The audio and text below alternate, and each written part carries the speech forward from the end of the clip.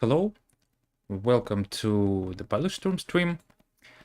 With the beginning of the second Trump presidency, the United States are in a particularly volatile moment.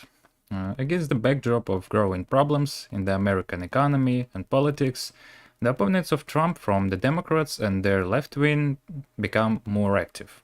The latter are mostly represented by figures like Bernie Sanders and Alexandria Ocasio-Cortez. They make loud speeches about fighting the oligarchy, threaten to bring back democracy, and the AOC even calls for the Democratic Party to become the party of the working class. Today we will speak about who they are, what views they defend, what program they advocate, and how America can really get rid of the oligarchs. My name is Vasily, and I will be accompanied by Comrade Thomas. Hello, pleasure to talk to everyone today.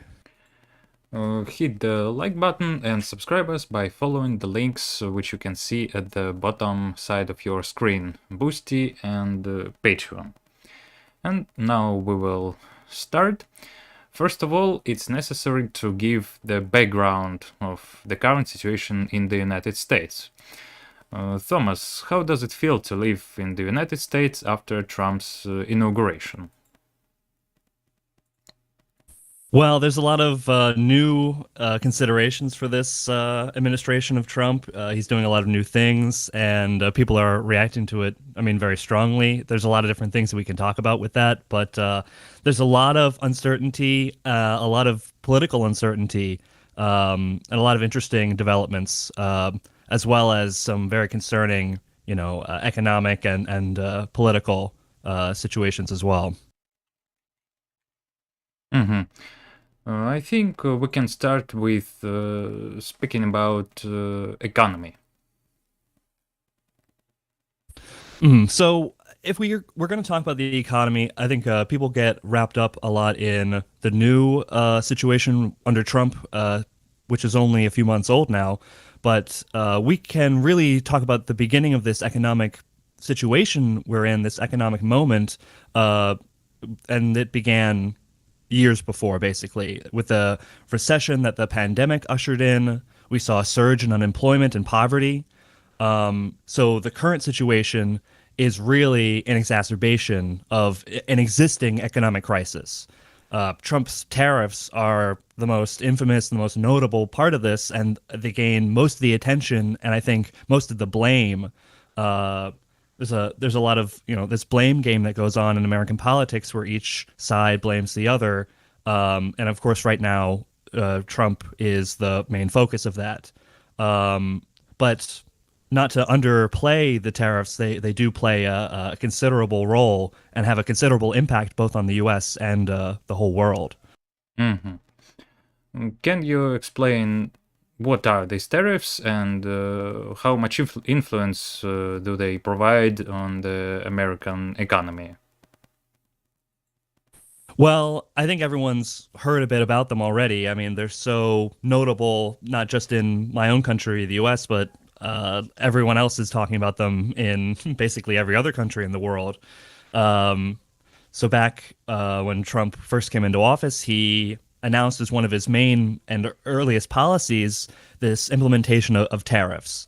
And I think we'll talk about why he's this attitude that he's approaching to the use of his powers. But these tariffs are putting fees on imports from China, Mexico, Canada, the European Union. I think we spoke about this in a previous stream, reaching enormous numbers, exceeding 60%, 145%, and it's changing all the time.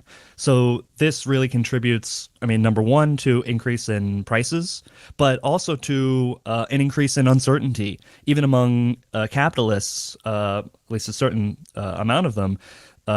They don't know how to respond to the tariffs because one day they're this and another day they change, and so the business arrangements that they can do to try to react to these tariffs, maybe bring some businesses to the U.S. or whatever, in a hypothetical, they don't know how exactly to do that because there's so much instability in these tariffs. But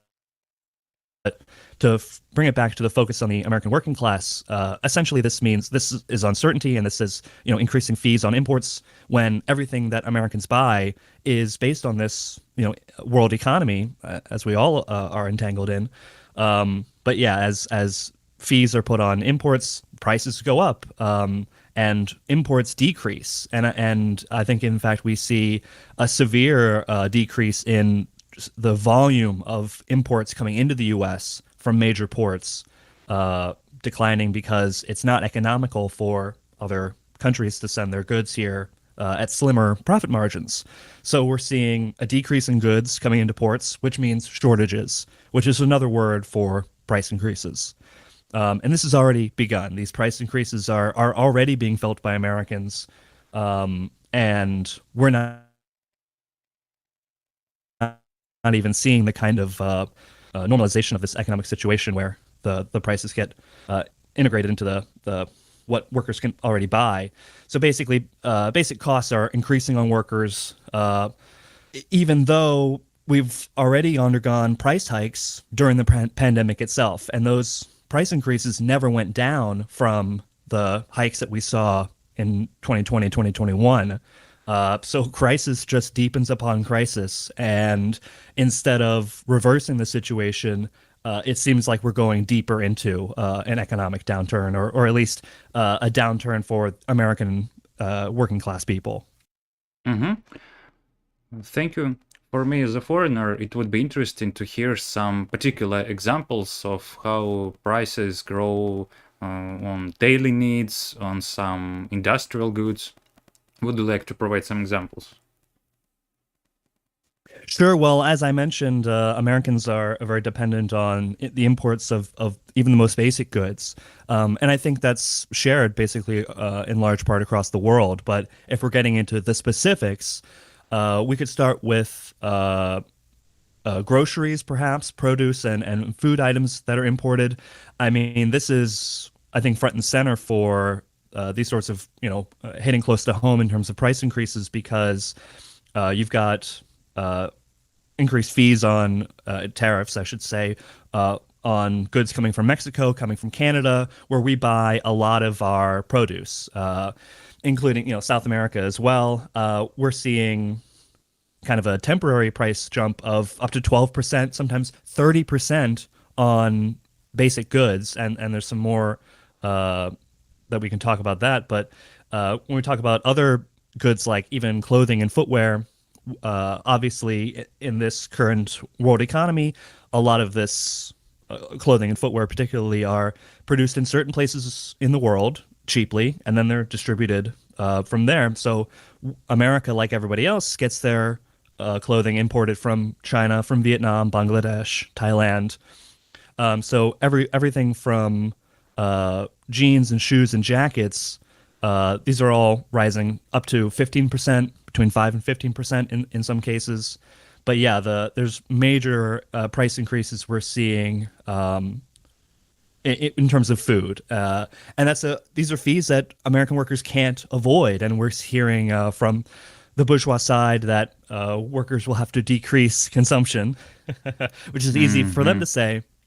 But even in the basic cost of eggs, we saw just really ludicrous inflation on the prices that became kind of a symbol for the whole situation. And to mention eggs again, this was a notable aspect of the 2020, 2021 price increases previously. The cost of eggs is kind of a symbol for the doubling, tripling, quadrupling even of some food substances at some times. I recall at one point during the 2020 period that the price of chicken basically doubled, which is the most basic meat that Americans have. So yeah, eggs are continuing to kind of be a symbol for Americans, and a benchmark for them to say, oh man, the eggs are twice as much. That signals to the rest of the economy.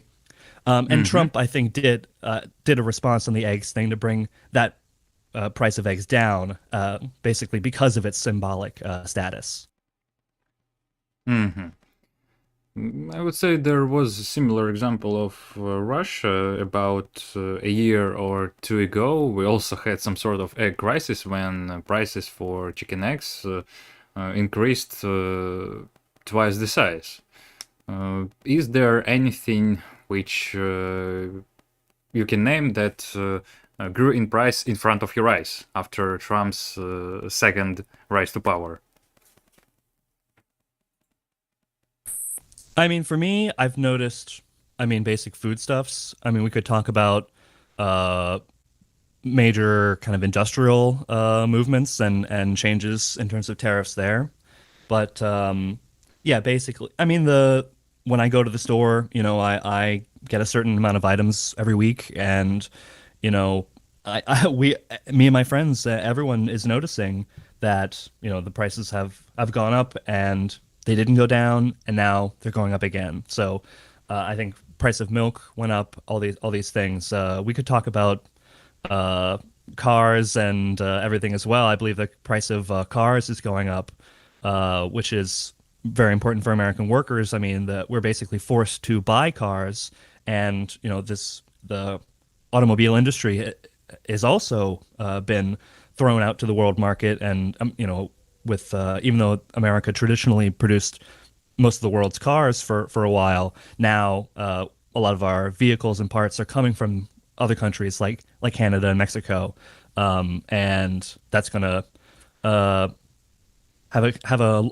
long-standing impact on the price of these. And I believe we're going to see increases on not just cars but homes as well with lumber that we buy from Canada, and I think gas. We're going to see gas price increases. I can't say that this has already started, but I think we are seeing a creep already. That there's a slow increase, even though we don't know where the tariffs are going to land and how much they're going to affect the price of each good. We're already seeing kind of a creeping increase that I think will help the business people make the price increases more stable. So should I talk more about kind of I mean smartphones and TVs and furniture and stuff like that? We could talk about that as well. hmm I think what we can focus on is what these tariffs and growing prices mean for workers, for small business. As far as I know, America is particularly rich with small business. Right, and this is something that we're seeing very interesting data coming in now on small businesses during the 2020-21 period. People really celebrated this increase in small businesses that happened in America, um, and uh, we have some data here on these small businesses. I mean, there's over 33 million of them in the U.S. And yeah, they do play a very important role on the local level, and that affects the entire national economy. They employ over 60 million people, over 45%. That's not a huge number, 60 million in terms of the American working population, but it in terms of the private sector, it's over 45% of the workforce of the private sector. So we did see a big spike in the number of small businesses around 2020, 21, but the main reason for that is because of economic hardship, and it was a turn that was a necessity for American working class people, especially with the increase in unemployment. People started to start their own what's called side hustles, basically these small businesses that probably will fail, as most small businesses do. But they're just an attempt by individuals, basically, not even to hire people, but just to fund themselves and to maintain their own basic lifestyle. But if we talk about small businesses, I mean, the majority hire fewer than 100 people. And like I said, a significant portion are these sole proprietorships that I mentioned before, where really they're exploiting their own labor. They're taking it out on their own bodies to try to carve out some place on online markets, especially. Um, but with this economic downturn, this kind of small business where you don't really have many employees and there's not much profit margin, these are the hardest affected. And the big spike that we saw after 2020 was also accompanied by a big spike downward after 2022, 23. So immediately, a lot of these small businesses had to close because there's rising costs for raw materials, for purchasing inventory, rising costs on equipment to get into these businesses. These small businesses lack the scale to absorb and negotiate lower prices, unlike their competitors who are very few number but very large monopolies. So small businesses are forced to raise their prices, which we have seen in a big way. And I think that's another aspect affecting the American working class in terms of price increases is that if you want to go out to eat, you don't want to cook for yourself, you go to a local restaurant, and now the prices at these local restaurants are making it basically prohibitive. That lifestyle that so many working class Americans desire, where they're eating food out or enjoying the amenities of supposedly the American dream, they're having to self-discipline and not shop at these small businesses, and that creates a reifying effect where small businesses lose customers, and thus cut staff and cut their operations and eventually close down. Hmm. I also heard something about Trump's austerity program. He was cutting federal spendings and reducing the size of government. Right, and I think that is a major aspect of the new Trump administration. That was something that he was really known for. He was really characteristic for during the first administration, cutting government departments. I believe he was elected basically on a program of cutting national park services, things like this. But this second administration, this second term is really a step up, really a major development in terms of that policy by them. And it's not even associated with Trump anymore. It's become so strongly identified. And I think like I mentioned before about this blame game that happens in American politics, and I'm sure many other countries' politics as well, that this austerity program is really personally identified with Elon Musk and the Doge office that Trump created. And these cuts are really something that we haven't seen in America for a long, long time. Cutting government services in every aspect, basically every kind of department, cutting funding for the states. America is divided into 50 states, and the federal government, the national government, gives money to those states to provide services for their local people. All of this is being cut, which means a cut in local health insurance programs, state subsidied health insurance, up to 80% cuts on even basic things like health insurance. Firing federal employees in large numbers, and there's a battle in the courts over that and the legality of mass firings in this way. But we're seeing, I think, up to 40% of the IRS, which is the tax collection agency, is getting cut. People like regulators, market regulators on Wall Street, government agencies that regulate finance, they're being cut. So there's some interesting aspects there. But it is really identified with Elon Musk, even though Trump created this so-called Doge office out of another federal office and kind of appointed Musk there. I think people in the Trump admin know how controversial this policy is. And so they're really saying, oh, this is a Musk thing. They're letting Musk be the head of it, be the face, because we're seeing and under him, he's saying, oh, this we're cutting waste, we're fighting corruption, basically.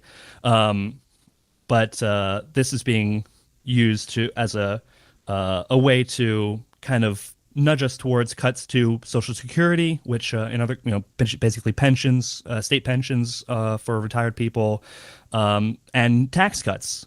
That's what we're expecting in the next federal budget if Congress passes it. That there's going to be huge cuts to basically all of the state spending. So this is extremely unpopular, and I just want to explain again that these are cuts to very basic and essential things that let's say poor states like Kentucky or West Virginia, right? They rely on this federal money to pay for basic things like health insurance and state services. And with these cuts, smaller states and a lot of them pro-Republican are going to face enormous economic and social consequences because of this. So we're going to see some far-reaching electoral effects on this one policy alone. Mm-hmm. Can you elaborate on what these processes mean for us? Why are they important?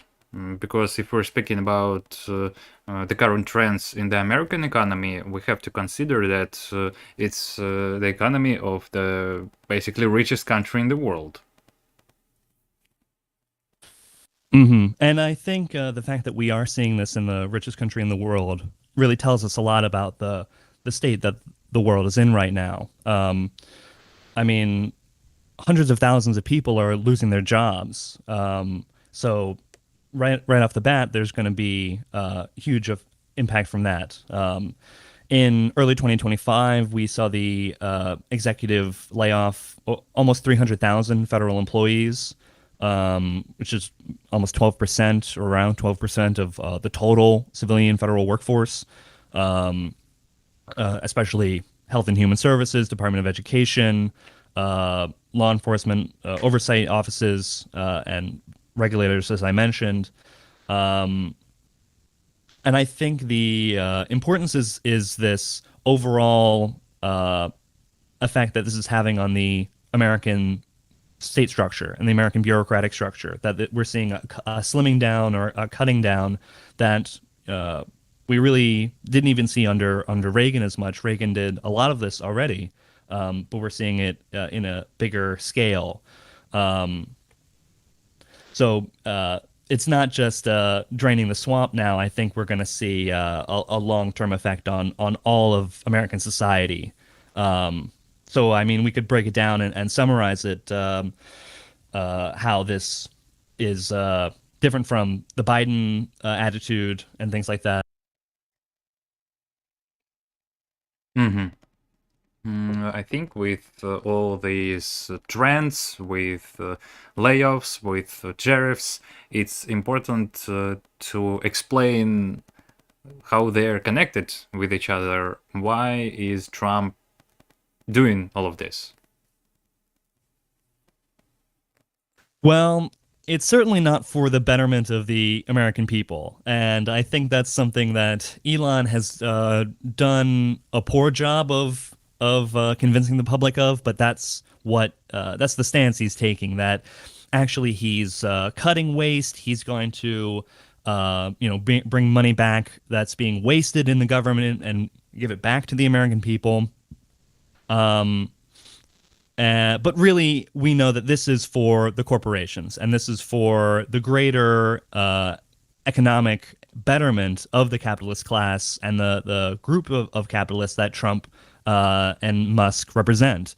And we're seeing the capitalists like Bezos and Zuckerberg, who usually affiliate with the Democrats, they're happily kind of accommodating the new Trump attitude. And there are some greater economic processes, or should I say, some international competition going on that is really motivating Trump to make these changes that American capitalists are okay with, but which hurt the American workers. And Trump is very much willing, and the capitalists are very much willing to anger the American workers because the competition with China it is in a large part very real, and there is a real economic competition between the U.S. and China.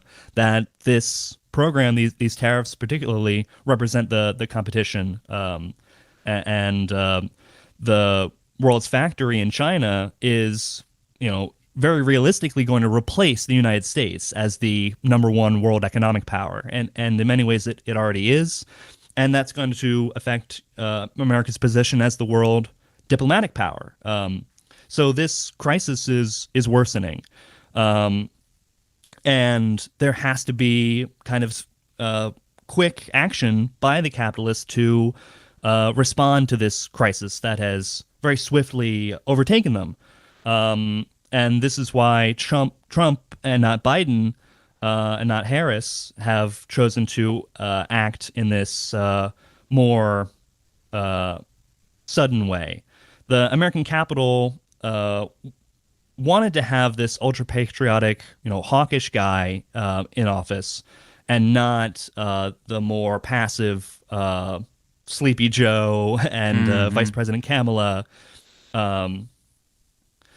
They want someone who, the capitalists particularly, they want someone who represents a strength for the American capitalist system.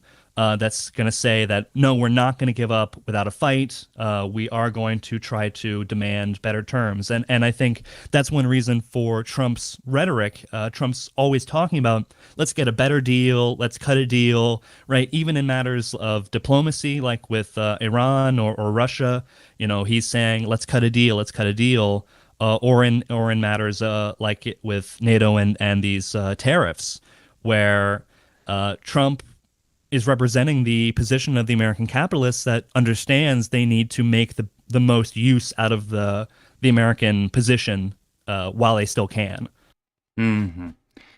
Well, everything seems to be the elements of one chain. There is some particular reason for Trump to push for extreme isolationist policies, like in the case of Greenland, Mexico, Canada, relations with traditional European allies of the United States, then the story with tariff wars, with import. Right. And we're even seeing this kind of disciplining of the international market in accordance with American interests. Even with things like Iran now. Trump was the anti-Iran deal guy now, or when he was elected, and when he was first elected many years ago as well. He was very strongly against Obama's quote-unquote Iran deal, this Iran nuclear deal. And now they're talking about, oh, well, we'll have our own Iran deal, and actually Iran will buy nuclear material on the world market. So he's transformed from total sanctions and blockade on Iran to, oh, maybe we can make some money off of this. So even an enemy, quote unquote, enemy state like Iran can be disciplined into joining the American circle, right? Joining the European, American, and even world ties, which are based on these market relations and trade.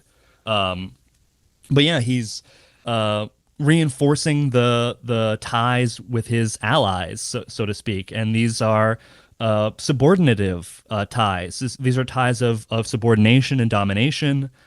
He's trying to reinforce dependency and positions of semi-colony, and restricting imports to the U.S. Is really meant to stimulate production inside the U.S. and generate the growth of American monopolies at the cost of foreign monopolies in some places. This is a very almost desperate attempt, but it is a serious attempt to discipline the world market and to bring American industry back. And I think we can also see that connected to the decrease in the American living standard, right? The falling expectations of the American worker means that these new jobs that are opening up, these new industries and corporations that are setting up in America, they will probably have to pay smaller wages today than they would have 10 years ago. Mhm. That's a very interesting case because almost, well, more than 100 years ago, actually, Stalin wrote in his work called Marxism and National Question. He said, the chief problem for the young bourgeoisie is the problem of the market. Its aim is to sell its goods and to emerge victorious from competition with the bourgeoisie of a different nationality, hence its desire to secure its home market. And I think these words can be applied to the current situation in almost perfect way. Right. America wants to, or Trump wants to secure the American market for the growth of American corporations. He wants to increase domestic production. And in this way, and in this disciplining the world market and disciplining American dependent states, the American clique prepares itself for war. Taiwan and Southeast Asia are traditionally a priority place for the United States, and this is a place for very important market competition with China, particularly. Mm-hmm. So this leads us to a very interesting conclusion because it seems that impoverishment of Americans is actually profitable for corporations. Right, very much so. And America has always kind of appeared as being at the top of the standard of living for the entire world. And I mentioned kind of some other aspects of that before with the necessity to buy a car. Um, so basically, I mean, China, in its competition with America, China is rising in its own standard of living in some regions, particularly, right, with uneven development inside their own country. But one thing that sent labor and production out of the United States in the first place was this higher standard of living in the U.S. and the lower standard of living that's found in other places where this labor is now performed, particularly China, Vietnam, Mexico. And cheap labor is needed to increase the volume of production at the same time that costs are reduced. So you need this to accomplish what's necessary for the capitalists, which is the increasing rate of the growth of profit. But not we're not going to have the well-paid blue-collar working class that we once did. That was created by the labor movement of the past 19th and 20th centuries. But now, I mean, more and more Americans are forced, into a position where they have nothing but their labor to sell. And in fact, they're going to have to sell it more and more dearly. Tariffs and the general economic crisis are destroying small producers, small businesses, and these will be forced to go over to the factories and become proletarians and sell off their corporations or void their market space to bigger monopolies. And we can consider the mass federal layoffs in the same way, that this is increasing the labor force that is available to the capitalists in America for domestic production, and it's lowering the cost for the wages to pay those people because of their increased desperation for a job, especially with sudden layoffs, even the ones from 5 years ago. So sudden and unexpected unemployment creates a desperation and a willingness to take lower wages. And all these people become workers for the American factories and soldiers for the American army. And even while there's so many cuts in every aspect, we still see unprecedented funding of the American military to the point of, I think, $1 trillion. And as this situation is unfolding, we're seeing particularly the importance of the immigration issue, right? Especially when we talk about wages, when we talk about jobs and domestic production, immigration takes on a very important position. And that's accompanied, that increasing importance of immigration as a question has contributed to this mass hysteria, particularly the nationalist and isolationist, associated MAGA movement and its policies that are used to divert people away from the reality of these policies and the real outcomes of these policies and divert them into a safe form. Mhm. Well, I saw some statements on the internet, particularly from various American figures, that everything that takes place right now in America is some sort of a coup, that America is literally fascist or is already living under some sort of fascism or so-called authoritarianism. Though for me, the whole sentence is quite funny because you can say that every capitalist state is authoritarian by definition. So, is it true? Is America actually living under fascism?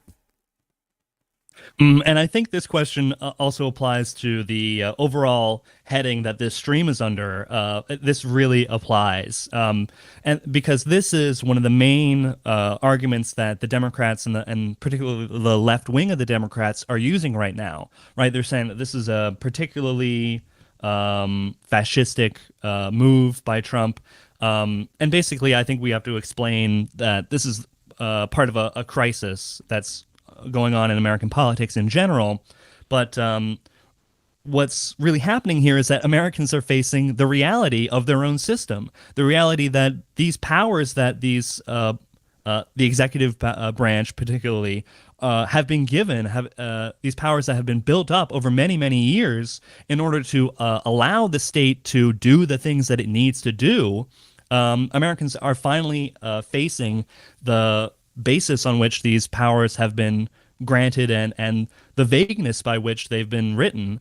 And under capitalism, there's always debates between the rival factions of the political class, the political representatives of the capitalist class, always debates on how political power and how the leaders should behave, how power should be used, and the appropriate and and reasonable way to use these powers. But the laws are written intentionally vaguely, so that they can take on these new forms and be used in these ways, intentionally giving officials room to stretch out their authority. And now with the new Trump term, that really becomes a defining factor of the political situation, where he's kind of eagerly using these powers that have been granted to the presidency and the executive in general, in a way that I think Americans have forgotten that the president has to do, or perhaps was inappropriate, or it was uncouth for earlier presidents to use these powers. For example, I mean one of the big ones that people notice, not in terms of its importance, but the renaming of the Gulf of Mexico to the Gulf of America. Americans are kind of outraged or maybe just surprised that this is actually happening, that he has the power to do this. Well, but they just simply didn't know that he has this power, and previous presidents have just been kind of selective about how they use this power.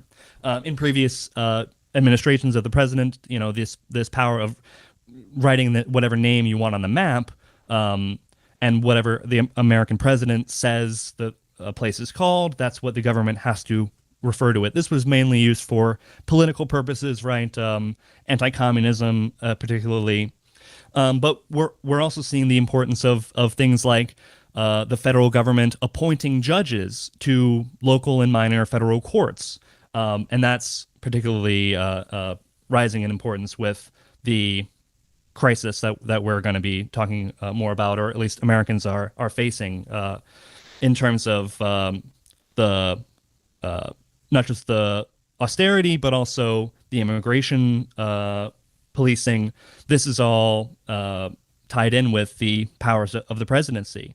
And many people are upset about the creation of the Doge office and the kind of special advisory, quote unquote, advisory role that Elon has, right? They're saying that he's unelected and, no one voted for him. We're hearing a lot of this kind of stuff. But the influence of unelected billionaires and lobbyists standing in the White House with the president, whispering in his ear or speaking openly about their influence on the president, this has always been a considerable part of American politics, as well as the overreach of American presidential power.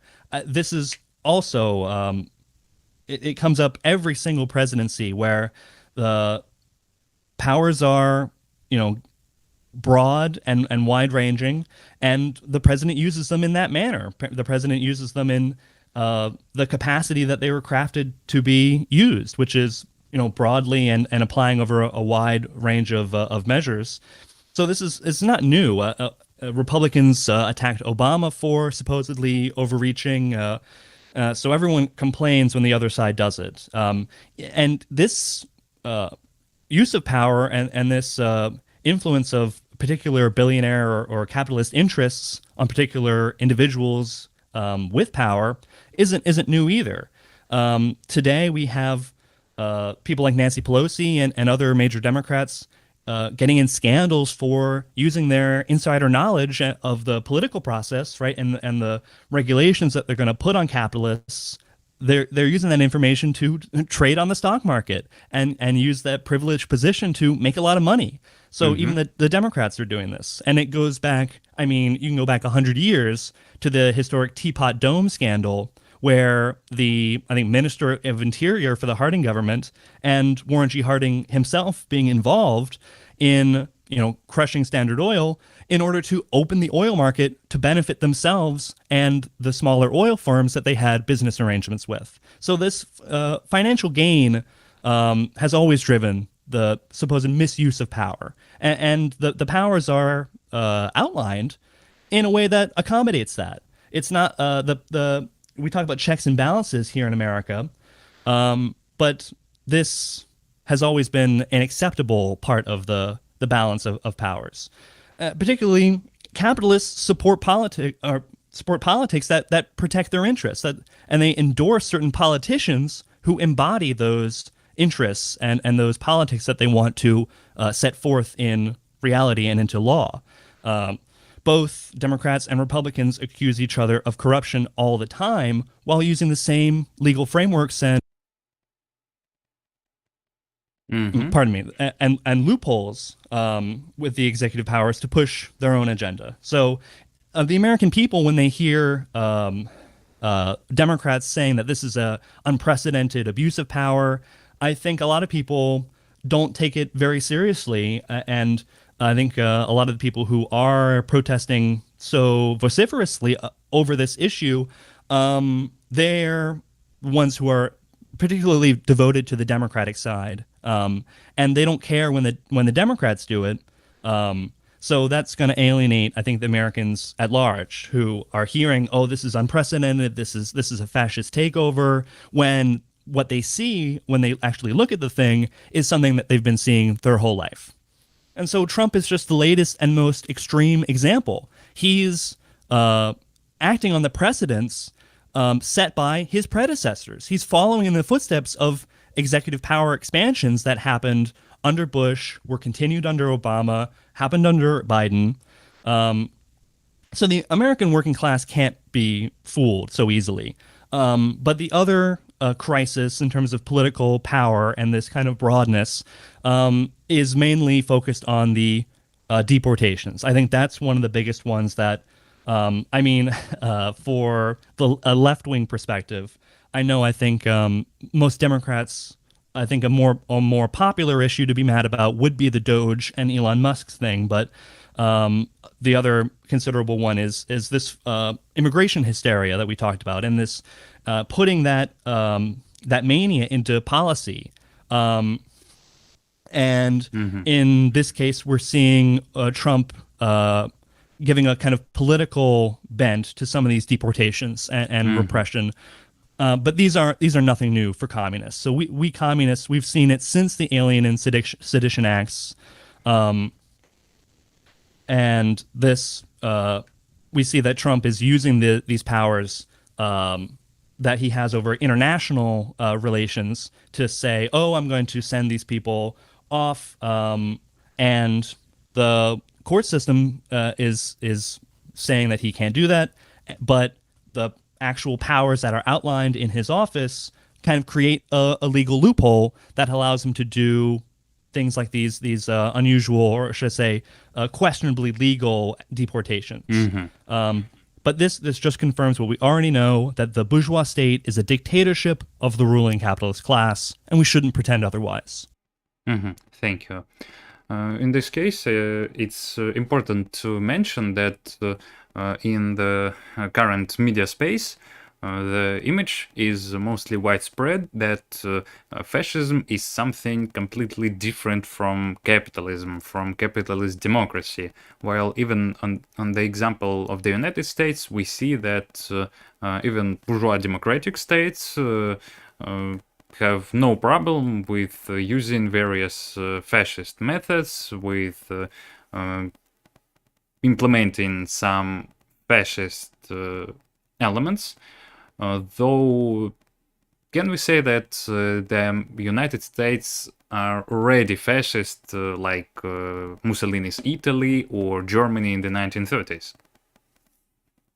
Well, I think we do have to clarify that this use of fascism by the Democrats is really political rhetoric. And I think we have to take a scientific view of what fascism actually is in order to make a determination. So if we compare the United States today to Mussolini's Italy or Germany after 33, I mean, we can compare and see that the U.S. still has basic bourgeois democratic rights and freedoms. They're still installed in law and preserved in large part. And of course, that's not because the American capitalists are so much better and more liberal and more peaceful. They just have everything under their control. And they don't need to use the more radical and extreme methods in order to control and manage the political situation in this country. Most of the measures that are being taken by Trump are carried out through the mechanisms of defined executive power, including Musk's role, appointing advisors. I mean, this is a particularly extreme form of empowerment for an advisor, but certainly not unprecedented. These powers were created under previous presidencies, and they are just very fitting for the existing administration.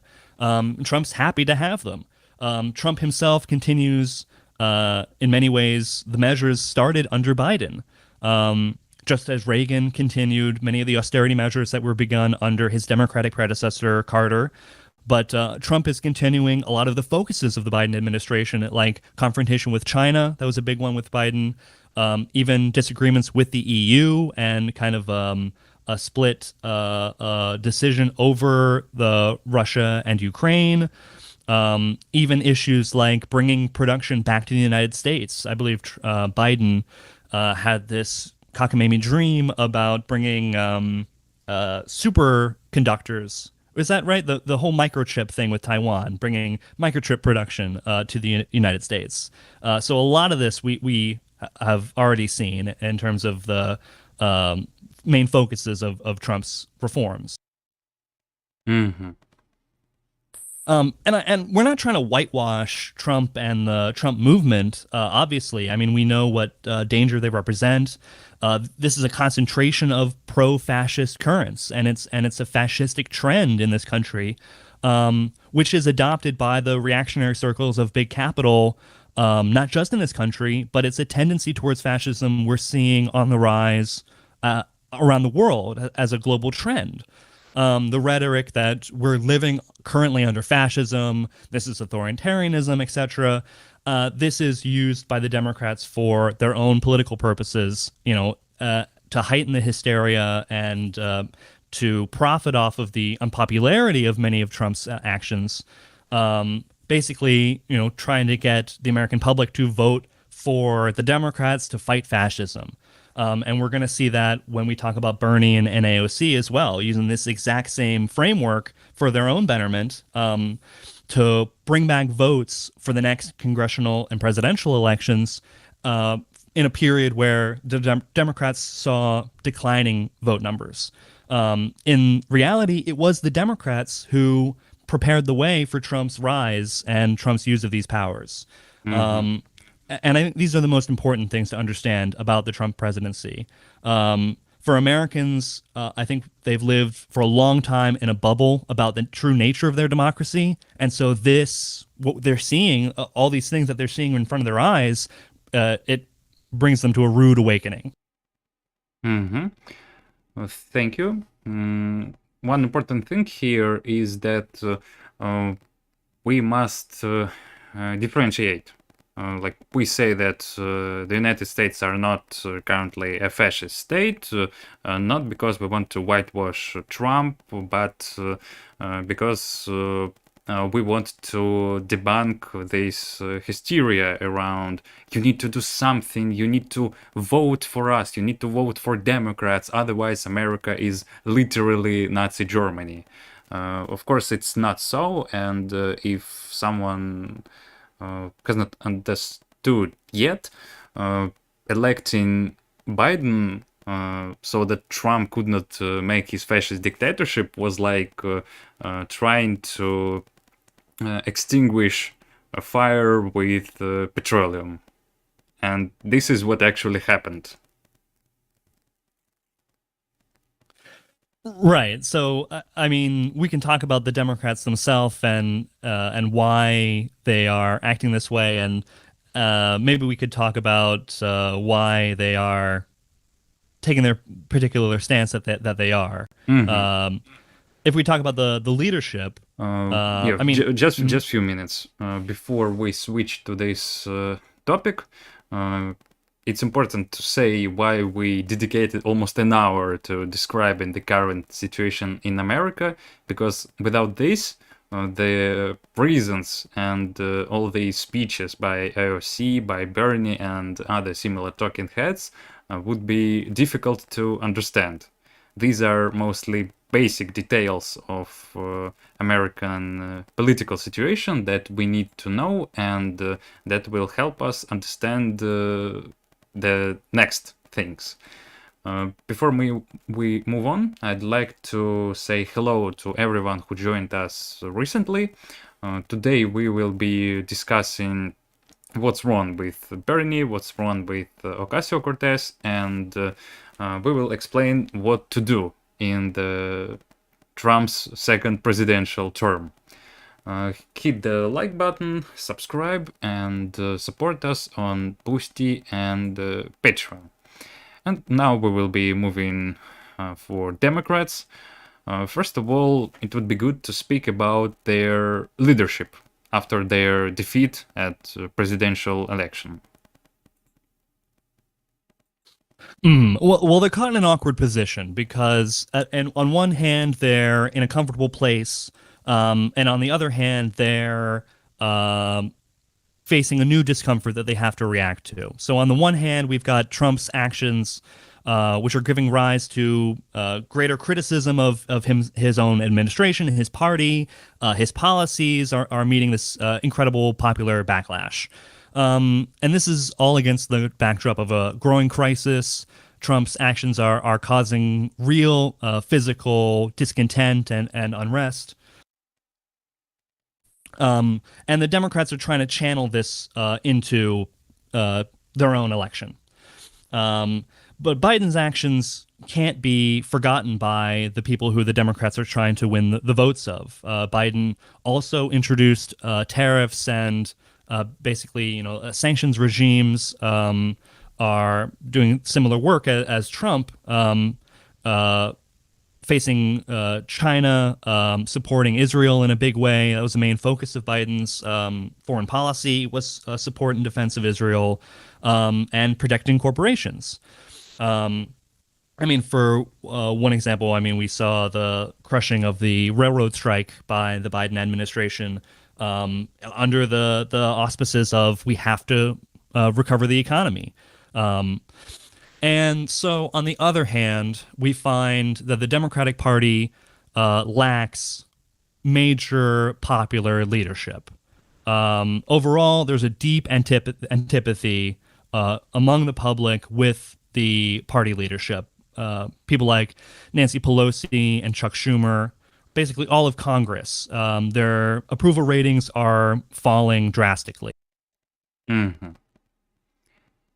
And again, that's quite interesting that we see Biden nowhere in mass media while all these tendencies are taking place in the United States. Right. And I think, I mean, Biden, we saw that he didn't really have the energy or the cognitive ability to do a lot on his own. Um, and I think that's probably a major contributing factor for the sudden switch from Biden to Harris for the 2024 election. And of course, Biden herself, I mean, that was basically an appeal to the left in a broad sense, and even that failed. It was too little, too late. Biden was deeply unpopular. His policies were unpopular. I mean, dropping out of the race becomes a big blow to the whole system for electing Democrats. But the former stronghold of the anti-Trump resistance that he represented, became a symbol of the American decay, really, when he turns out to be this kind of almost feeble old man who embarrasses America in a lot of ways. So Kamala comes in basically to kind of wipe the slate clean of the Biden kind of taste in Americans' mouth. Mm-hmm. Thank you. And Kamala was supposed to be a good replacement for Biden, though she's also nowhere to be seen. What's the problem? Well, she only got a few months to run for her own election, and she was supposed to be a compromise candidate. She started out even going back to when she was running for president herself against Biden. She tried to attract progressive votes, and even during the Biden presidency, when she was vice president, she tried to appear as being kind of pro-Israel, being progressive on race issues, especially. While also appealing to kind of classic, more moderate conservative Democrats. And for whatever reason, whatever culmination of reasons, she failed to fulfill that goal for the Democrats. Her position, as trying to be a left-wing candidate was really undermined by these right-wing positions that she, at the end of her campaign especially, went deeper and deeper into kind of anti-immigration stuff. Even now, the Democrats are focusing on minorities. And I can't really speak too much about that on this stream. But for the progressive wing that was really hopeful about her, they heard from her that she was fighting for a ceasefire, that she was investigating Israeli crimes. But in the end, we know from within the administration that she didn't really do these things that she claimed to be doing. And we saw on the surface, even during that time, that she was totally avoiding this issue as much as she could, saying as little as possible.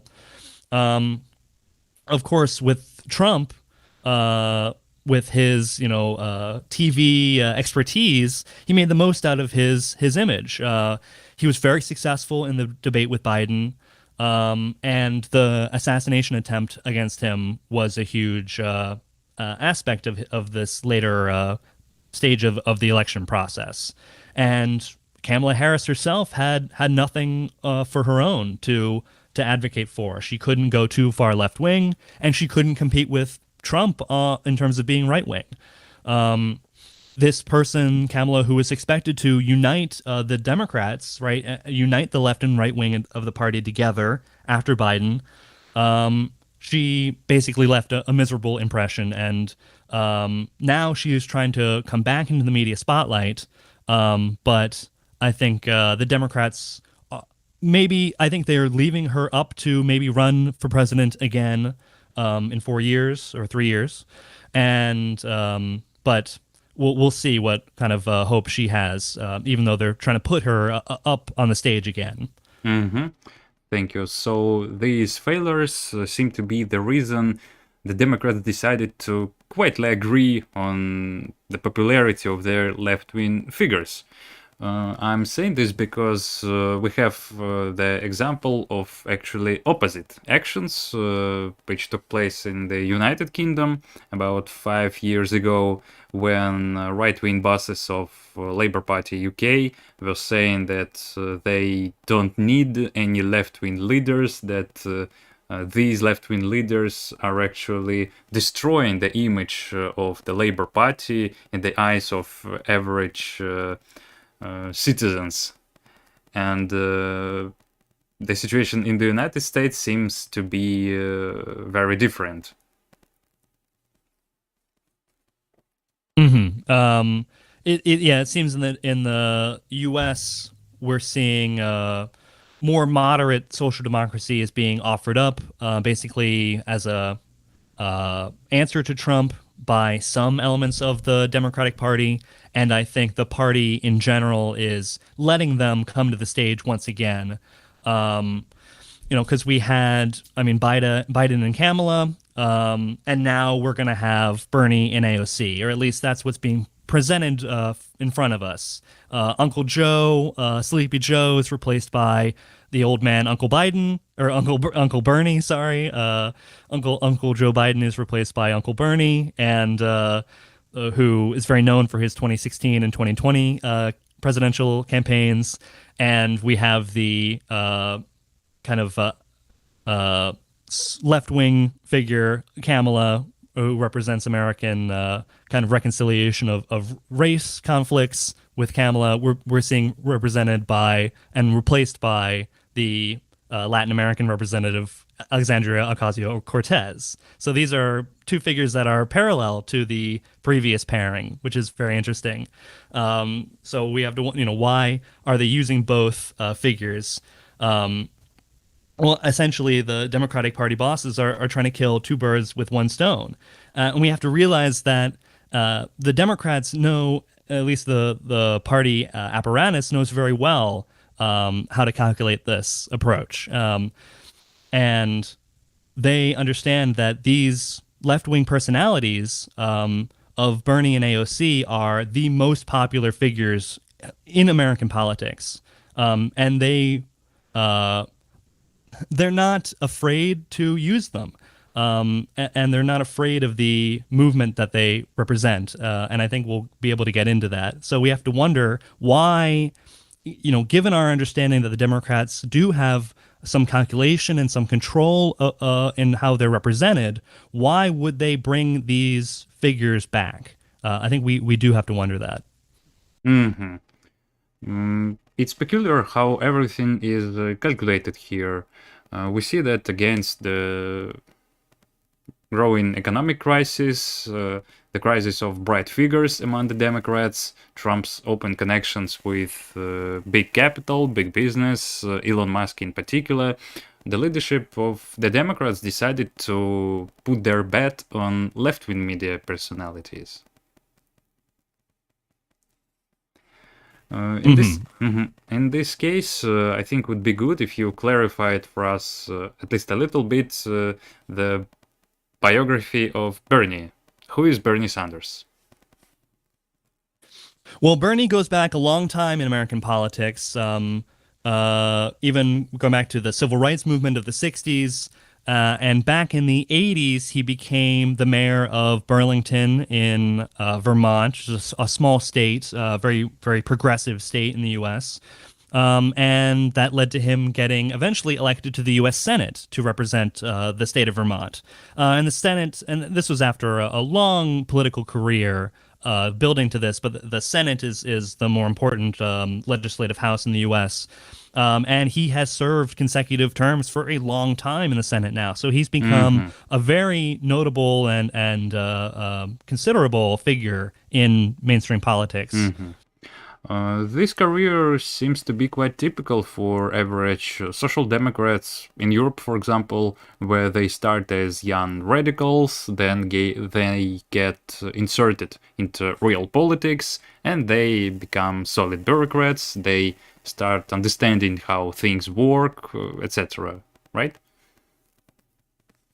Right, and this is kind of contrasting with Bernie's own messaging, where he's constantly using kind of the rhetoric of communists, almost talking about working class radicalism and struggle and class war and things like this. I don't know if he's used that language recently, but a lot of people are using it around him, and he identifies as a democratic socialist, and I think that really impressed people. Just using those words and bringing that back into the mainstream American dialogue.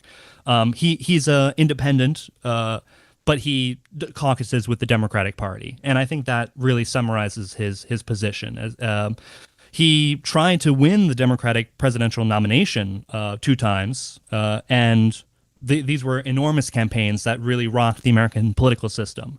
Democratic socialists, so-called socialists, they heralded this campaign as the future of the entire left movement and as the savior of the left in America and the savior of America in general.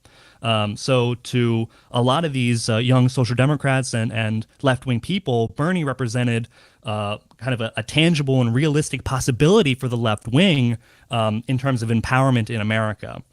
But when we look at his, pseudo left-wing rhetoric, and he talks about Marx and he claims to be interested in socialism and things like this, we can compare it with his actual kind of policies on things. And I think that his actual policies have come to bite him now in terms of modern leftists reacting to his position in the movement. But if we go back to 1999, I mean, he supported the NATO bombing of Yugoslavia. He supported the resolution by the Clinton presidency to authorize that operation.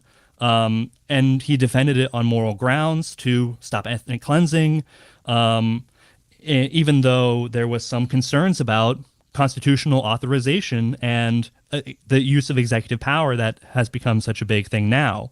And regarding Libya, later on, Sanders initially co-sponsored a Senate resolution urging the UN Security Council to institute the no-fly zone, which was a critical moment in the NATO intervention and overthrowing of the regime in Libya in around 2011. So this left-wing position that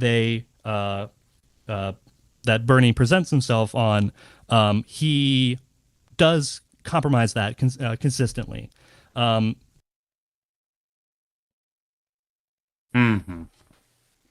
So we could talk about the importance of his campaign. He was really a major figure, kind of resurrecting interest in the American democratic process by a lot of non-traditional voters. And he was known for small donations, grassroots organization, and using all these local volunteers. And so leftists really saw him as the figurehead of a movement, of an organizational movement that's going to rally independent action by American young people, by leftists, to kind of organize and become active in politics, and to basically enforce their left-wing agenda on the Democratic Party as a whole, by making Bernie so popular and so organizationally independent of the Democrats that he could pressure the party itself. Mm-hmm. And just to clarify, if Bernie seems to be the replacement for Biden in mass media, then what is the target audience of this person?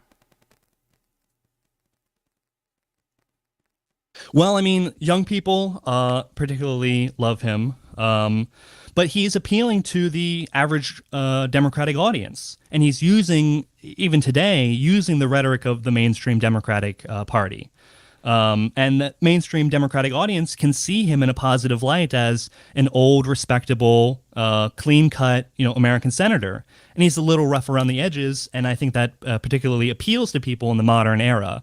He's a little bit of nonconformist, and he talks about things like socialism that are otherwise, not on the table to be discussed. But he's formally independent, and that gives him a lot of legitimacy for people. But for the Democratic audience and his mainstream electability as a whole, he's very focused on working with the Democrats and staying in line with kind of a Democrat alliance.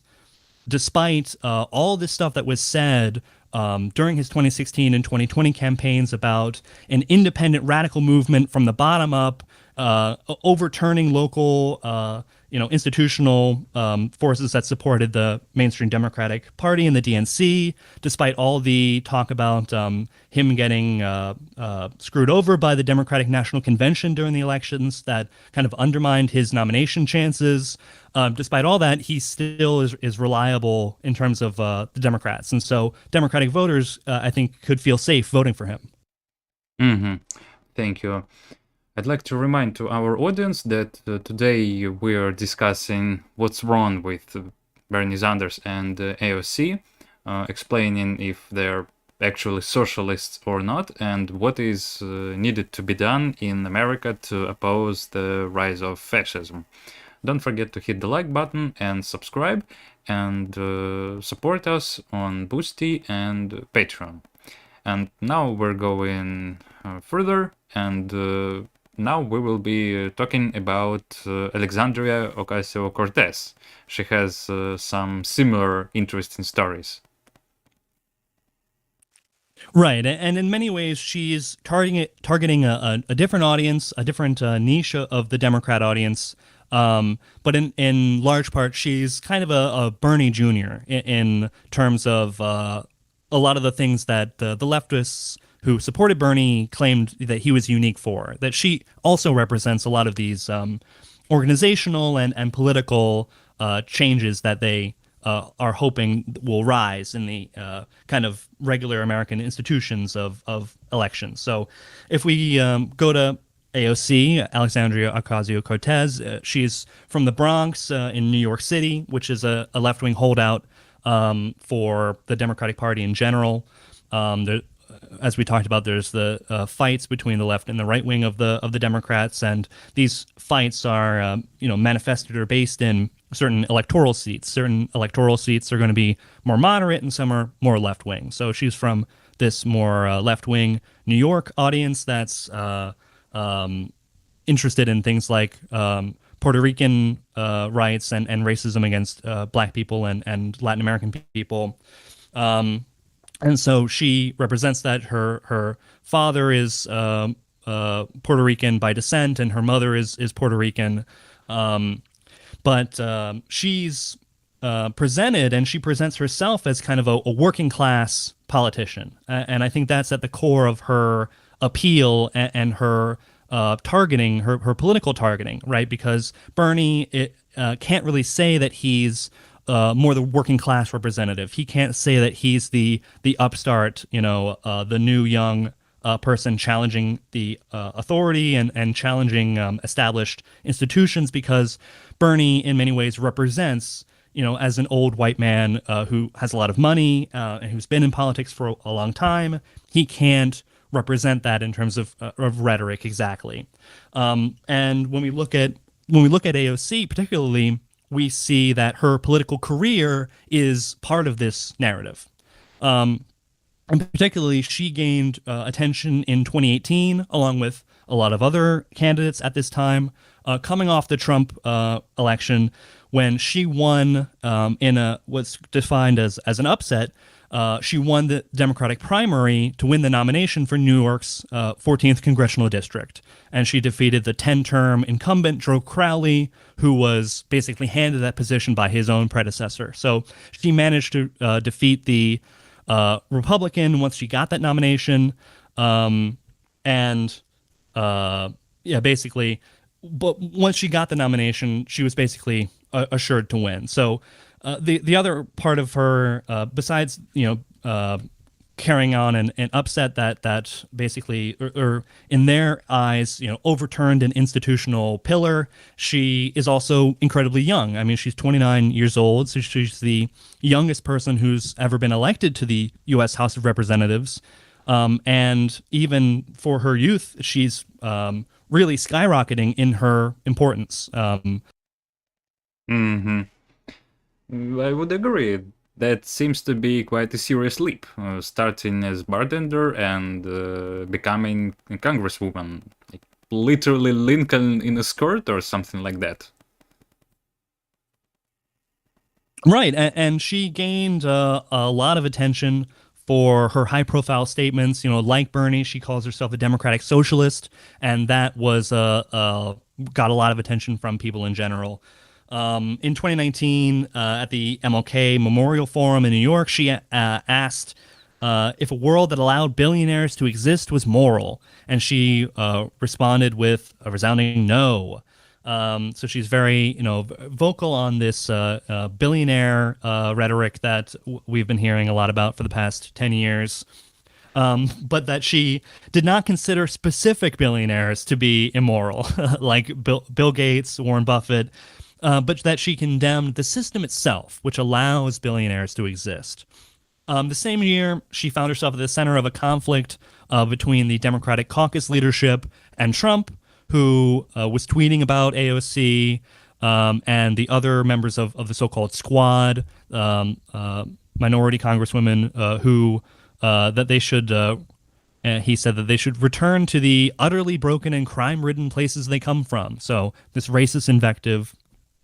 AOC identifies again as a socialist, and she's a member of the DSA. So she represents kind of the empowerment of the DSA to positions of institutional relevance. Hmm. Thank you for your brief biography. And there seem to be stories about her career that serve this image of standing for everything good and opposing everything bad. First of all, you explained this image of self-made congresswoman, and I have to say that the party bosses in capitalist parties, and particularly if we speak about parties in the United States, they love such self-made people going from bartenders, from domestic workers to the high offices. Because these people easily find common ground with their electorate, they gain trust. Look, she started from scratch, she's one of us, she's just like us, she knows our problems and we can trust her. This is probably what ordinary people think of such people. And they are used as, pardon me, trump cards in campaigning. Again, the party bosses use these opportunities perfectly. They say, look, we have candidates from the people with us, and all our enemies are just moneybags. Therefore, vote for us, and we will make your life better. And what are other problems with her biography? Well, she was elected as part of this upsurge that happened after Trump, and that really kind of presented itself as this democratic, bottom-up grassroots process that was going to completely change the political landscape. And it was part of this argument that was being made that the entire Democratic Party system had to be updated because of Trump's election, and that Trump proved that this is now the time for new, more left-wing candidates, and she's not at all alone. And in fact, I think by seeing the other candidates that were elected as her compatriots in the same set of elections in 2018, we can see, I think, her true position and her true relationship to the party bosses. She was elected in the same slate as New York State Senator Julia Salazar. We've got, and I'll just list the number. Names I think you'll all recognize: Ilhan Omar from Minnesota, Rashida Tlaib of Michigan, Ayanna Pressley of Boston, all elected in the same term of 2020. or 2018 rather, and each breaking records for American diversity in politics. So they kind of communicate to the whole of the Democratic Party base, hey, we are transforming the party. It's no longer the party of old white men. We're getting young women here, young women of color in.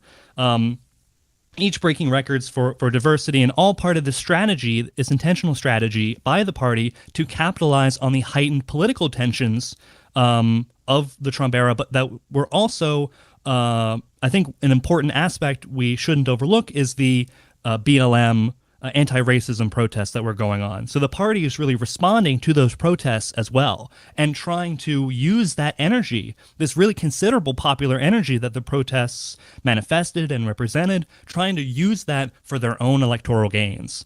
AOC herself, she won the nomination really only slightly by around 4,000 people. I mean, and it's a small total amount of voters. But this was hard won in the end. And what won the district was the Democrats' political machine of rallies, messaging, campaigning with the use of volunteers, organized by professional staffers. Mm-hmm. And particularly this apparatus of campaigning was that of the Democratic Socialists of America, the DSA that I mentioned before, which had a strong base in New York City at that time, even though the DSA as a whole was totally marginalized back then, totally not very significant. I think they only had a few thousand members in 2018. And AOC joined those DSA campaigners who were trying to get Bernie elected in 2016. So that's how AOC became associated with these campaigners and this professional organizational clique. And the DSA at that time, of course, said that this upsurge of votes for new left-wing candidates represented a new stage and a new era of American politics, a renaissance of 1900s social democracy and Eugene Debs. And they used these figures, and they used the rhetoric of the 1920s and 1910s American socialists to kind of give that radical energy to what they were doing. And it really seemed to be legitimate. A lot of people really got the sense that this was a legitimate kind of grassroots, bottom-up political project. Because they got baited, you want to say? Exactly. People really, well, they saw how it was done, and they thought, wow, they were very impressed by it. But one thing I have to make clear is that this organizational apparatus that AOC attached herself to in 2016 with Bernie, it continues to this day, and in fact, it elected Democrats. That's what we have to point out.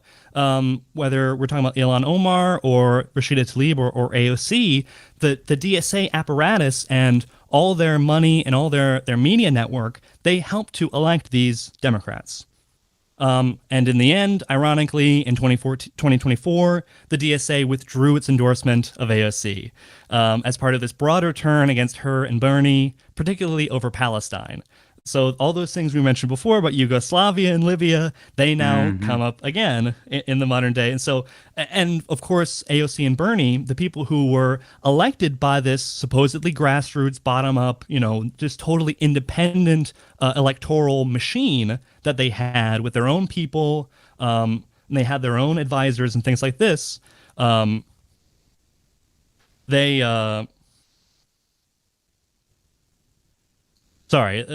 now work for the Democratic Party, and they use this machine that they developed to support President Biden, and to participate in the Biden project of trying to prevent him and the Democrats from floundering in their critical moment of weakness in around between 2020 and 2024, and their affiliation with Biden was so close that people like AOC even voted to ban the strike activity of the rail workers that Biden did earlier, and impose a weak contract on them at a time when they were saying that they represented the new power of the labor unions in politics.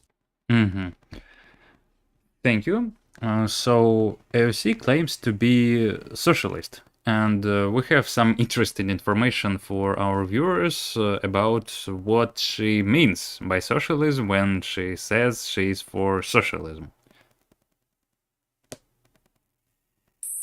Sure, we have some quotes here from her from the 2019 interview that she did with CNN, where she was asked, "What do you mean by socialism?" Vasily, I don't know if you want me to read this out, this quote that we've selected, or if you want to handle it, because I mean I've been talking quite a bit. Of course. So again, the quote comes from interview of AOC with CNN, and she was asked, when people hear the word socialism, they think of the Soviet Union, Cuba, Venezuela. Is that what you have in mind? And she answers, of course not. What we have in mind and what my policies most closely resemble is what we see in the UK, in Norway, in Finland, in Sweden. And so it comes to the statement that socialism is like in the UK. I wonder if we have any British people on the stream so that they could write in the chat that they're actually living under socialism if they knew they're living in a socialist state. What we can see here is a complete misunderstanding of socialism flavored with good old anti-Sovietism. And on this note, I want to ask if you can give a broader overview of this image of AOC in mass media. Well, I think this quote gives us a good example of what's really happening when they use terms like democratic socialism.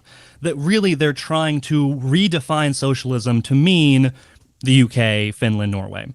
And like you pointed out, do British people know that they're living under a socialist system? If you ask British people, what will they say? And the reason that she's talking like this is because she has to speak to multiple audiences at the same time. I mean, she has her radical base of left-wing people, right? Especially with the affiliation with the DSA, which was growing and growing. But she can't, and she isn't interested in relying on them alone or appealing to them alone. She has to speak for broader audiences. On the issue of women, I mean, she speaks both for working women and business women, right? And in that sense, she becomes even fashionable in terms of feminist circles, bourgeois feminist circles. And even still, she doesn't shy away from outrageous antics, like when she appeared at the Met Gala in 2021, and she had this very large white dress with it was written by or designed by some famous designer, and on the back in red it said "Tax the Rich," and this was a big media moment that people say was very radical. She's putting a radical message out on the public, and I think we should know that. I mean, taxing people isn't the same as socialism. As far as I know, this Met Gala charity show was meant to be attended by various rich people, and therefore it was supposed to be some sort of provocative design, though, well, I don't know, for people who actually attended there, it would probably be like, okay, what's next? Right, and like you said before, that she in her biography kind of represents a model of socialist or pseudo-socialist left-wing politics, where she transformed from a bartender to a congresswoman. But in reality, we see that she did come stepping through the same paths of bourgeois power that other people did. She worked for the, I believe, Joe Kennedy office in Massachusetts, on immigration and those issues. But to all intents and purposes, to the American public, they see her as a bartender turned congresswoman. And what kind of working class person wouldn't push these left-wing policies, right? As a working class person, she's going to push these supposedly working class politics. And what kind of working class person doesn't want to rise and represent their people this way. But I think we should see that this appeal to socialism and this sudden turn to make socialism acceptable in public discourse in America. I mean, this is reflective of a reality, and it's not just the masses forcing policies on the party, but rather, I mean, socialism is on the rise in terms of popularity among young people, especially. Millennials, particularly, were seen as this new generation of pro-socialist politics. That if we could rally this generation into politics, that they would support a left-wing agenda. And of course, she also represents the racism issue in America, which, like I said, was very definitive for that 2018 moment in which she was elected. She represents, kind of Latin Americans, and she speaks in Spanish, as many politicians do, kind of performatively speak in Spanish at their rallies, even Republican ones, in order to kind of resonate among, the Latin American community that's so important for America. So I think maybe we could talk more about her or in general. Thank you. On this note, I'd like to say hello to everyone who joined us recently. Today we are discussing what's wrong with Bernie and AOC, why we cannot call them socialists. And well, you could hear that when AOC says that the United Kingdom is socialist, you should start questioning if you should trust this woman.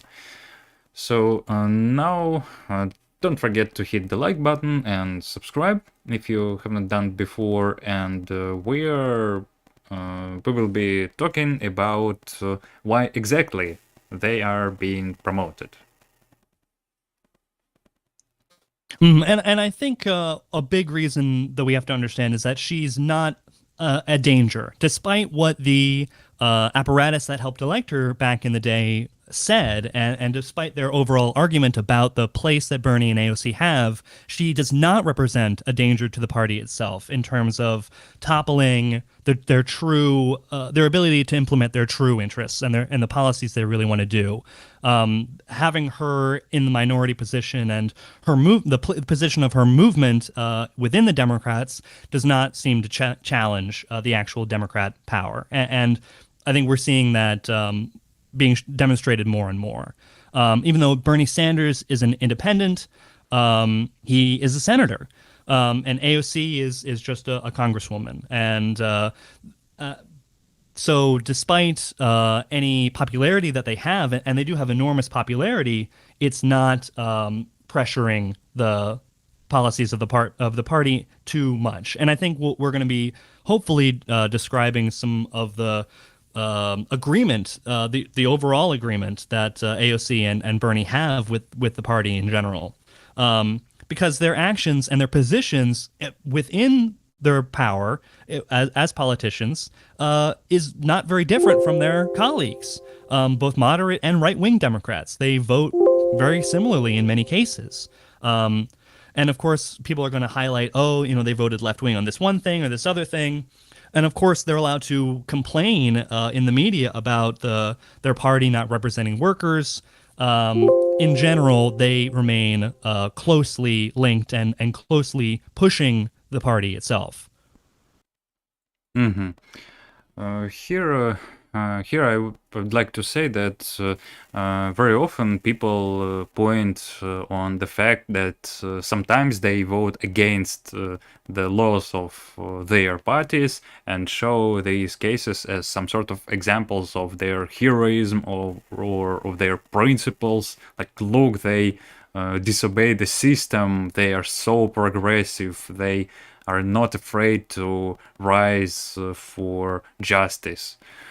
Though we have to consider that even a few cases of these formal disobedience serve primarily to create the illusion of freedom of opinion, primarily for the party bosses who want you to think that their party is some sort of speakeasy, that you can do whatever you want and you will be forgiven, that it's okay to have various opinions, all these various myths about how capitalist state works. Obviously, when they have hundreds of congressmen, they can afford to let a couple of them sometimes vote against their projects, especially if these votes do nothing. Again, why did everyone suddenly forget about Biden as if he didn't exist, as if he wasn't preparing the grounds for Trump with his policies for 4 years? Although, again, he was the one who prepared everything, he was also a Democrat, and now they want to replace this image of this old guy with these progressive persons. Right, and isn't it interesting that the more that these Democratic politicians criticize the party, particularly in a context where the party leadership is being inactive in opposing Trump's reforms, the more these people criticize the Democrats, the more popularity a Democratic politician becomes. They're generating popularity for themselves, Bernie and AOC, but they're members of the Democrats. And so they're, in that sense, they're maintaining legitimacy for the entire party by saying, look, the party contains these reasonable people. These people they're untainted by the political corruption and inactivity that defined Biden and Harris. No, these are they can, by criticizing the party, they can advertise for that party, really. Because what else is this political energy going to be doing, right? If you vote for AOC, you're voting for a member of the Democrats. And their positions in general and the policies that they put forward aren't exactly radical either, right? And I think we can talk about everyone can just look at their policies and their positions and see that they're liberal left views, and they're not uncommon on the liberal side of politics. Mm-hmm. And here I'd like to mention Lenin, who actually wrote about similar cases 100 years ago. He said that all bourgeois parties that want to influence workers, they find it very advantageous to have ostentatious left wing in their structure, especially if it is not official. And we can see that this quote can be perfectly applied to the case of Bernie and AOC. They are formally unofficial, they are left wing of the Democratic Party, and the audience loves them. And of course, this serves the Democratic Party itself in the first place.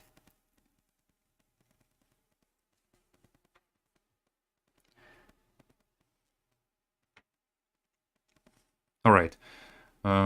Again, hello to everyone who joined us recently. Today we're discussing what's wrong with Bernie and AOC.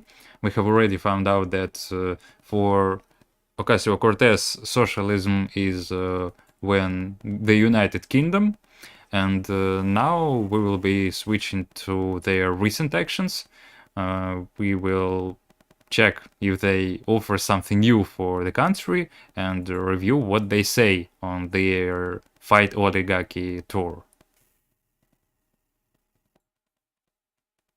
Right. So the new thing that AOC and Bernie are doing is this big tour that they've declared as a big success, right? Because it's generated a lot of turnout. It's been one of the more successful political rally kind of campaigns that we've seen in America for a while, and I think they're trying to redo this upsurge that we saw in 2018. Pardon me. So to talk about this tour, I mean, they call it the Fight Oligarchy Tour. It's a series of rallies that they've had.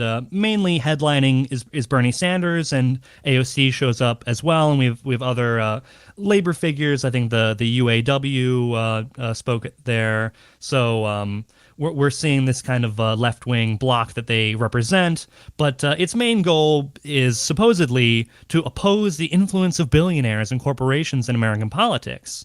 which the organizers describe as an oligarchy, where a small, wealthy elite controls political and economic power. I mean, that's the definition of an oligarchy, but I think we'll hear some interesting definitions and frameworks for this thing. But the tour basically promotes their platform that they've had for a long time: Medicare for all, increased taxes on the rich, campaign finance reform, and basically it's trying to revive the Democratic Party and align it with kind of FDR style, 1930s roots of the Democrats in order to gin up basically grassroots political participation again. Like I said, back in 2018, they're trying to capture that lightning in the bottle and harness it for general political output, and increasing turnout. And basically pressuring Republicans to, kind of turn against the Trump policies that are too openly pro the rich, like tax cuts and Medicaid cuts. And so these events, I mean, these are pretty typical, political rallies. You got music performances and community organizing, tying in with labor unions and local left-wing groups. But yeah, people are showing out in very large numbers because they're hoping to see some plan, some hope for the future of the American political system in this situation that we talked about at the top of the stream, which is to them extremely dire. And it seems like there's really a necessity for a new attitude towards politics, and these people, Bernie and AOC, they're calling themselves anti-fascists, and they're saying that they're fighting the rich. So people want the Democrats to embrace this message more. I mean, this is already a default Democrat rhetoric that they're using, but I think people want that rhetoric to turn into real political action. And they see Bernie and AOC in these rallies as the first step towards really doing that.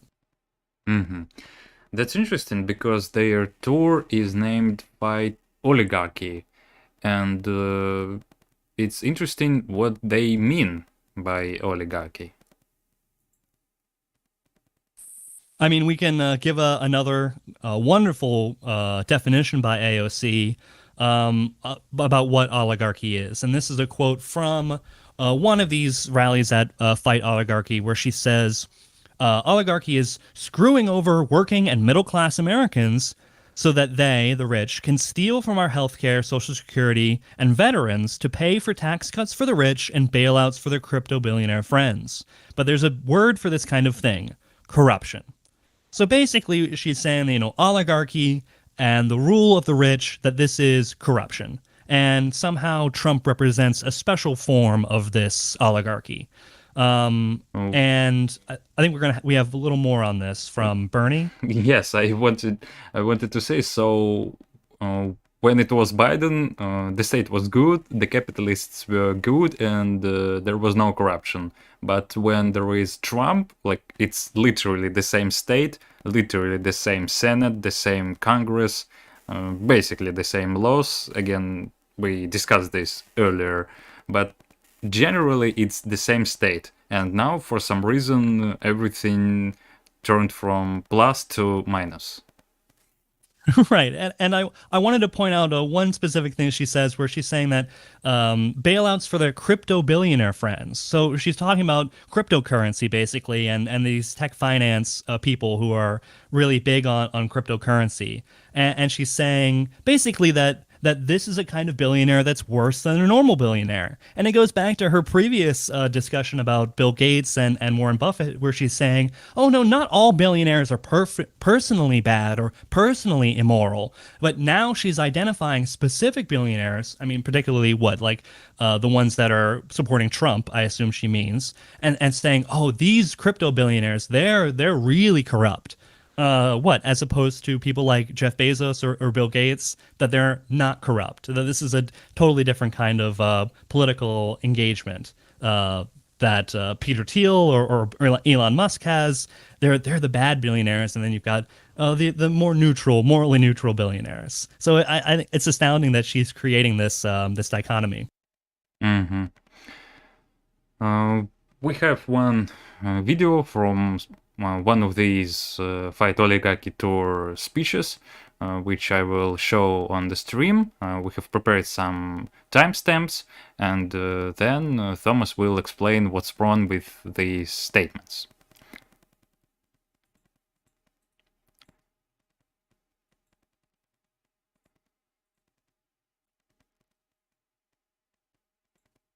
I frankly don't know how anybody, let alone a senior who has higher health care needs, how does anybody live on $15,000 a year or less? And yet the rich get richer, and that is the reality for working families. But when we talk about oligarchy and what's going on in this country, it's not just that the rich are getting richer while working families struggle.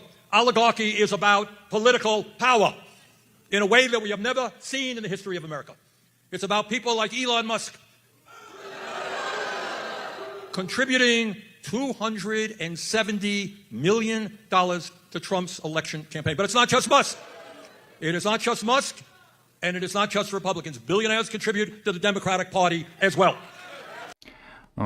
Just a brief comment for Bernie. Bernie just discovered in 2025 that in America there are actually billionaires, and that billionaires actually fund both Democratic and Republican parties. Hello from American socialists and the socialists of other countries who successfully discovered that back in 1890s, 1910s, etc.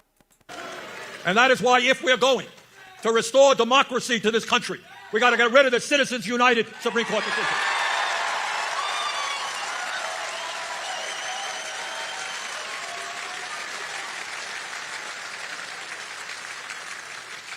Democracy is not about billionaires buying elections. It's about one person, one vote. And that is why, in my view, we've got to move to public funding of elections. And let me tell you how bad and corrupt the situation is. Musk himself not only has contributed a huge amount of money to Trump, and as a result got his reward of being the most important person in the Trump administration, he is also playing a major role with his wealth all over the world. In Germany tomorrow, very important election, Musk has supported a right-wing extremist party. And to tell you how crazy it is, how arrogant these people are, in your neighboring state of Wisconsin, they're having an election for a Supreme Court justice. Not the most important position in the world.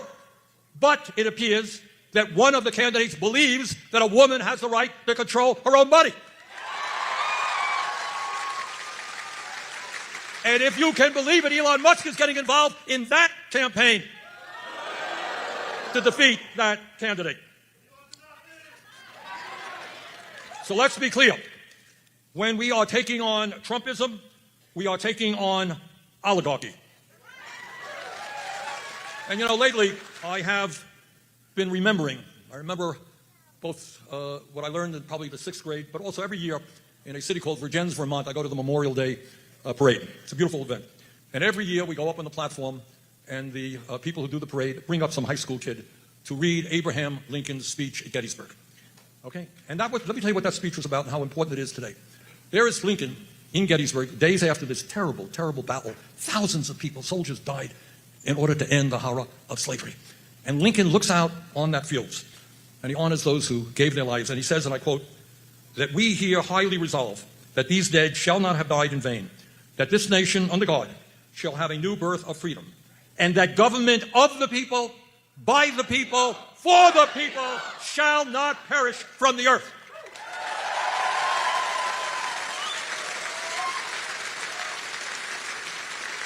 And that is what we believe in. That's what people, brave men and women, for 250 years fought and died for. That is how we became the model for the rest of the world. People look to America and they say, how come ordinary people can vote, can elect their leaders? Why can't we? And our determination right now is to fulfill Lincoln's vision of a government of the people, by the people, for the people, and not a government of the billionaires by the billionaires and for the billionaires. That we will not allow to happen.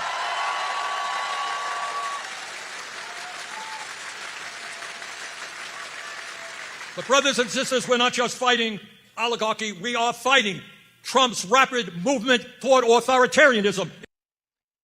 There are some other particularly interesting moments. Thomas, would you like to say something? Well, we can.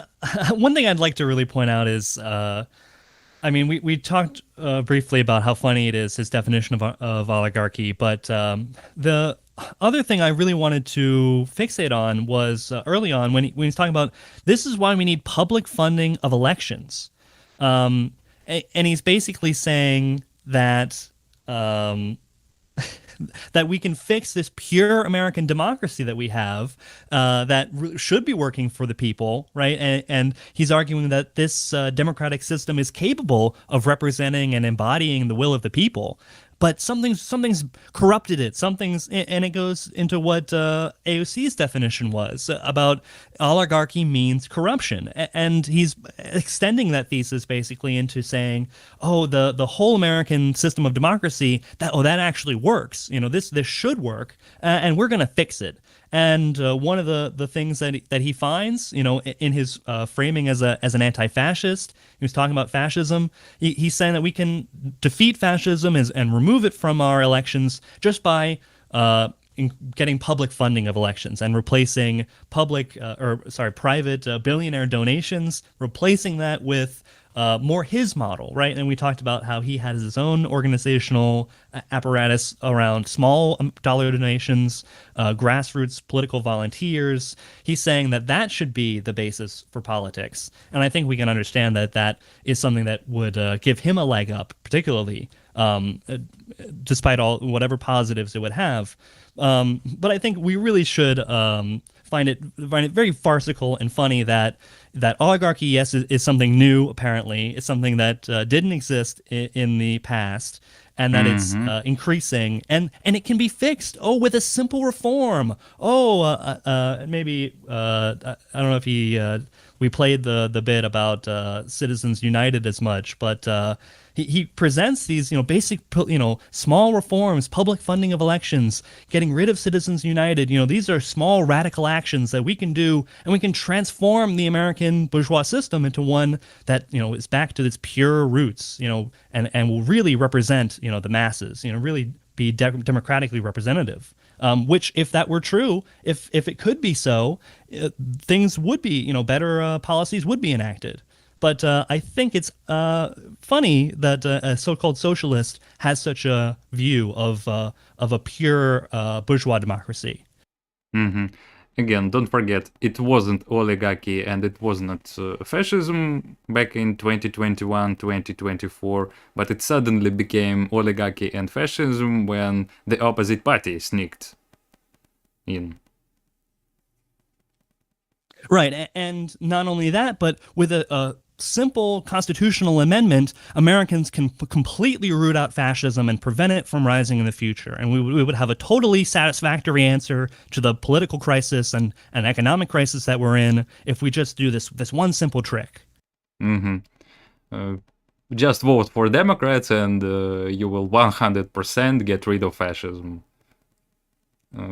SPD and Hindenburg from 1930s won't lie.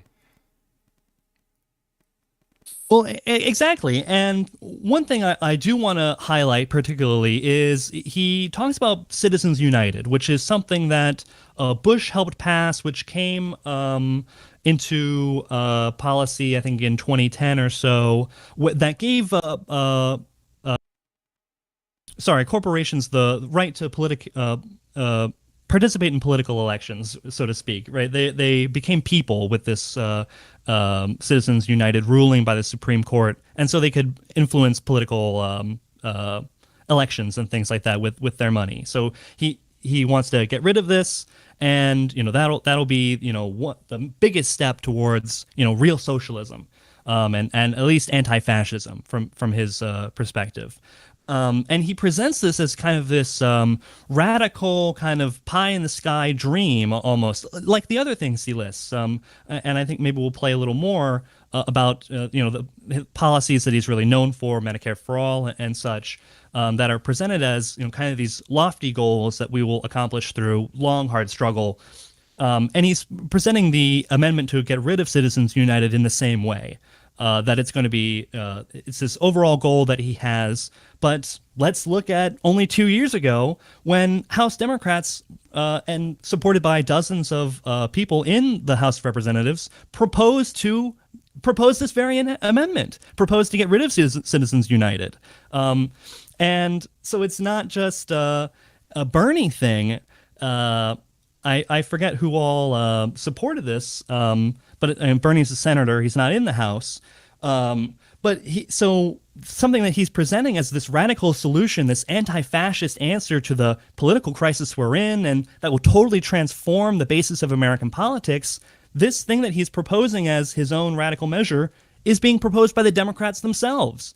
So he's, basically saying, by supporting this now in 2025, and that measure was a couple years ago, he's basically saying that the Democratic apparatus, the Democratic Party as a whole, can be used for this anti-fascist work, this political action and the passing of laws to fight fascism. That this is reasonable, and that in fact the Democratic Party is already doing it. And I think that says a lot about his radicalism, that the things that he calls radical that are already rising and being promoted by the Democratic Party at large. And we saw that with Kamala Harris as well, that she supported many of the, and the Democrats at large, right? We talked about them presenting themselves as anti-fascists, fighting fascism, but also the more radical, so-called radical social policies like Green New Deal, something Hillary Clinton was kind of toying with back in 2016 and even earlier. This idea of a Green New Deal was percolating among mainstream Democrats, and now it's really associated with, and a lot of these other policies become associated with Bernie, even though they're already Democrat policies. Mm-hmm. You spoke about the reforms that he was suggesting. I guess I will switch to this part.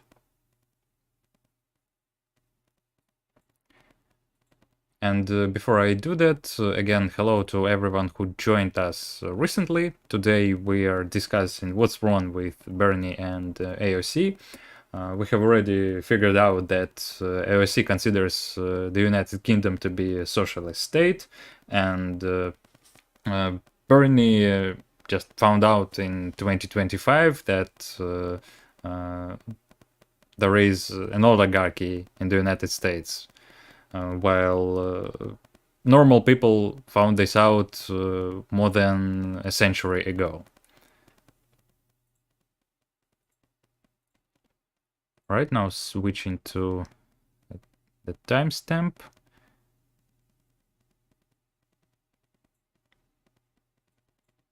Do it. So that's BernieSanders.com/Nebraska. What I also want to say tonight, while we work hard to defeat oligarchy and authoritarianism and some terrible legislation, that's not good enough. That's playing defensive, which we've got to do right now. We also need to go on the offensive.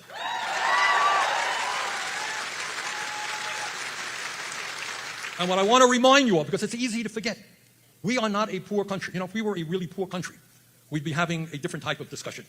We'd say, well, we're really poor, we can't educate our kids, we can't do healthcare, we can't do housing. We are the richest country in the history of the world. There is nothing we cannot accomplish when we come together. And when we look to the future, we must understand that healthcare is a human right, not a privilege.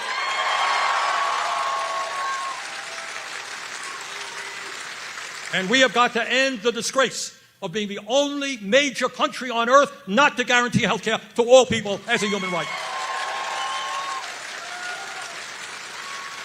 In America, millions of our people should not have to work 2 or 3 jobs at starvation wages. We've got to raise that minimum wage to a living wage, at least $17 an hour.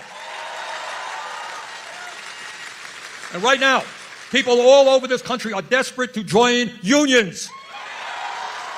They know that if they want decent wages, decent benefits, decent working conditions, the way to do that is to join a union. And that is why we've got to pass what's called the PRO Act to end the illegal activities of companies making it difficult for workers to join unions. In the richest country on earth, our young people should not go deeply into debt simply because they want a higher education. In the wealthiest country on earth, we should have the best educational system in the world, from childcare to graduate school to vocational training. Moms and dads should not have to pay $25,000 a year for childcare. Young people should not have to go $50,000 in debt to get a college education. So instead of spending $1 trillion a year on the military, let's invest in our people, make public colleges and universities tuition free.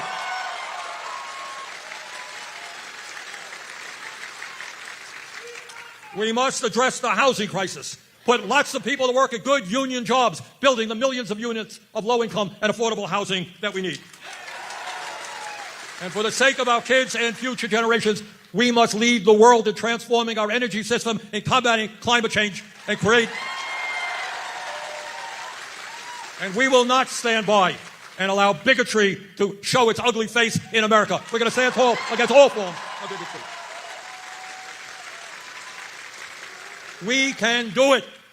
What the system does, and I deal with the system every day, their strategy is to tell ordinary people, you are powerless. Nothing you can do, because Musk and Bezos and all these guys, they got all the power. Don't even try. We got the power, you got nothing. You work for us. That's all you can do. But we know better. We know we can win. We know we can take them on. You know how we know that? Because we know a little bit about American history. We know that going back to the foundation, to the founding of this country, you had very brave people. We learned this in the 5th grade. Brave people who took on the entire British Empire to create a new country.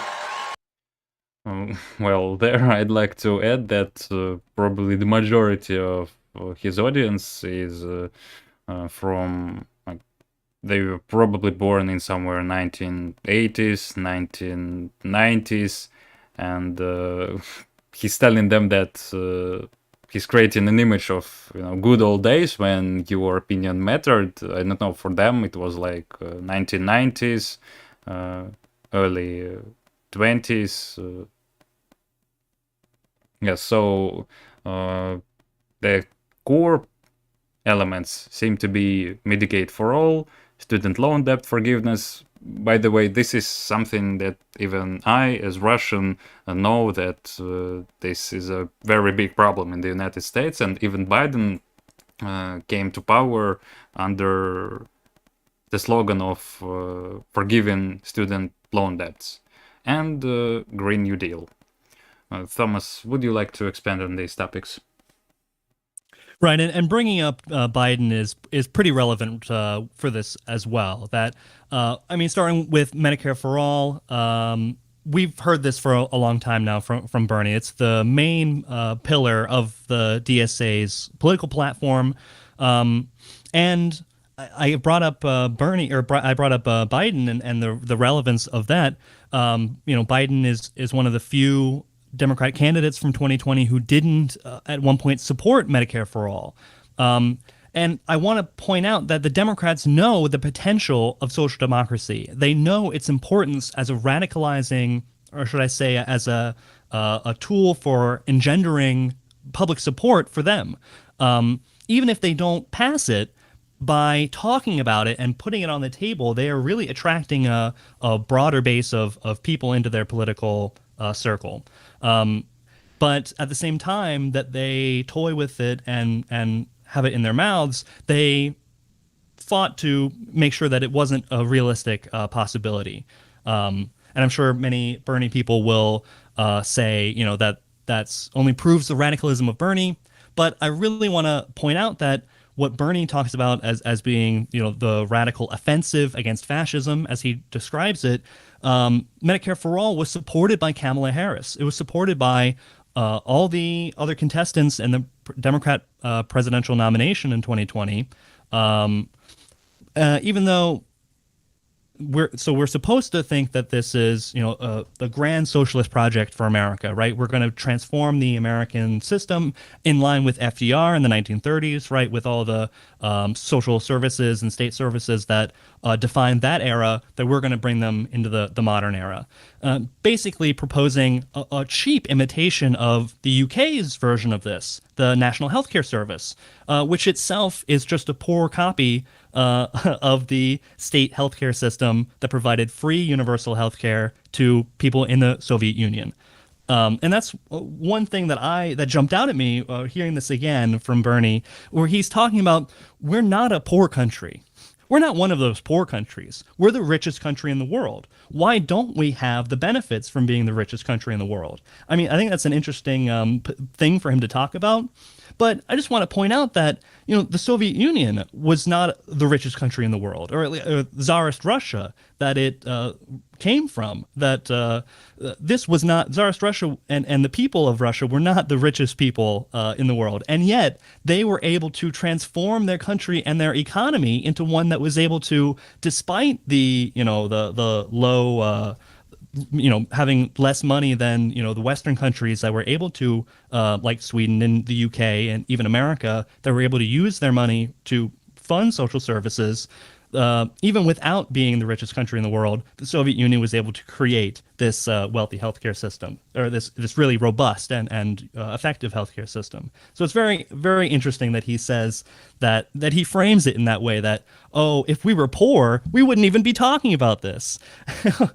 So basically kind of undermining what socialism is really capable of, and the real potency of socialism is that, you don't need these capitalist class to be the rich people at the top, and using their money, taxing them to fund these services. You don't need that to have a socialist state services apparatus. But yeah, and Green New Deal, of course, that's another thing that mainstream Democrats love and talked about. Hillary Clinton made that a big thing in her 2016 campaign, talking about closing coal mines and setting up wind turbines and things like this through government subsidy. This was a big part of her as well. So the things that he's saying are the most radical option. They appear again and again in the Democratic mainstream of political options. So it's not like has some pie in the sky dream. Again, it's attached to very realistic projects that the Democrats could move forward on and could really start to implement. And like the amendment to get rid of Citizens United that we talked about briefly before, the Democrats can put this on offer and say, hey, we're working on this, we're going to propose this, and oh, it failed, oh, too bad, I guess we have to be more moderate. And basically Bernie plays into that same process of offering this possible reform, and oh, well, it's not realistic, but we're making it more realistic, we're making it more and more mainstream. And this is a mentality that's common in America with third partyism, basically, is what it's usually associated with in American civil education classes, that the third party, is this smaller position that influences the larger parties. And it's Bernie's doing basically an established, he's taking on an established role in the American political institutions. But what Bernie calls the Democratic Socialist offensive against austerity and cuts, really, this is a defensive. He's talking about, all Citizens United and all these political reforms that needed to be done to defend against fascism, and offering these state services as being the offensive, when really these state services are on the defensive. These state services are being cut right now. So he's saying, oh, we're going to expand social services. Well, right now we have to be worried about restoring the basic services that are being cut. They're offering reforms and a whole social welfare program for the whole country, while the current social welfare program is being abolished. And we still haven't recovered from decades and decades of cuts, going back to Carter and Reagan and even before. And yet we're supposed to be ecstatic and overcome with the possibilities about these programs that he's tempting us with. Basically, a second Obamacare is being offered. And I don't think it will be, even if they do implement it, I don't think it will be that much different from what Obamacare offered. He is talking about building this robust system of state services that we see in the European model, but he doesn't talk about, and he doesn't have a serious attitude towards how those social systems were built and how to build them here in this country. And I talked about the attitude that the DSA supporters have towards kind of grassroots getting these things done by rallying political investment by non-voters, and that's what he seems as a reasonable way to get to it. But he ignores the fact that these state services in the European Union, they came about under really extreme and specific political and social contexts. I mean, after World War II with the NHS and the political crisis that Britain faced, created the NHS. The influence of the Soviet Union, particularly after 1917, created the necessity that increased proletarian wages in the Western world to a large degree. And the welfare state. And the Soviet Union, is the reason why these countries created the welfare state. And so he's saying that we can get it without these pressures. And this platform that he's talking about really hasn't changed in 10 years. And so he's still offering the same things that he was back in 2016. Mm-hmm.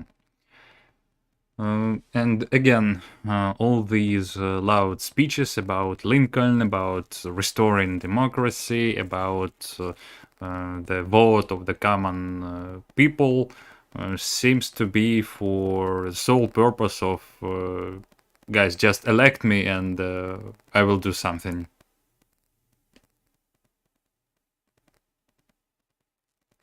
Absolutely. And what we're getting, instead of this kind of radical plan for this anti-fascist project to fight Trump and to make the Democratic Party as a whole more radical, what instead we get is basically offering another Obamacare, which itself was crafted to suit the interests of the insurance companies and paid with tax money, with the public funds, basically paid these private health insurance companies to create this public health insurance system. So I think with Obamacare, we can really see what Obamacare 2 under Bernie would be. Basically something that is very accommodating to the existing economic structure that exists and will not radically transform the American social system and the American political system.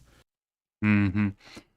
Another interesting case that just came into my mind, I heard Bernie speaking about the founding fathers, about restoring democracy from the previous times, yet I guess it's common fact that these exact founding fathers were creating this system of bourgeois law, of bourgeois parliament, presidential system, with the aim of actually preventing the broad masses from influencing the system. And again, all this rhetoric comes to the idea of just elect me to the parliament and I will do something. But when you do it, even if he passes, then another barrier. We don't have enough people, just keep electing. Then you have enough people, we don't have presidential chair. All right, and even if you manage to get a president, then there is another obstacle. And at the end, you just look at the whole system in general and ask, well, why do you even try to transform it from inside if it's not working? On the contrary, the system transforms you into its cog. Absolutely. People came to these rallies for a socialist radical message, and their banner, Fight Oligarchy, was intended to draw them in and give them that impression. But what they get are platforms that are accommodating with the established narrative and established platform of the Democratic Party.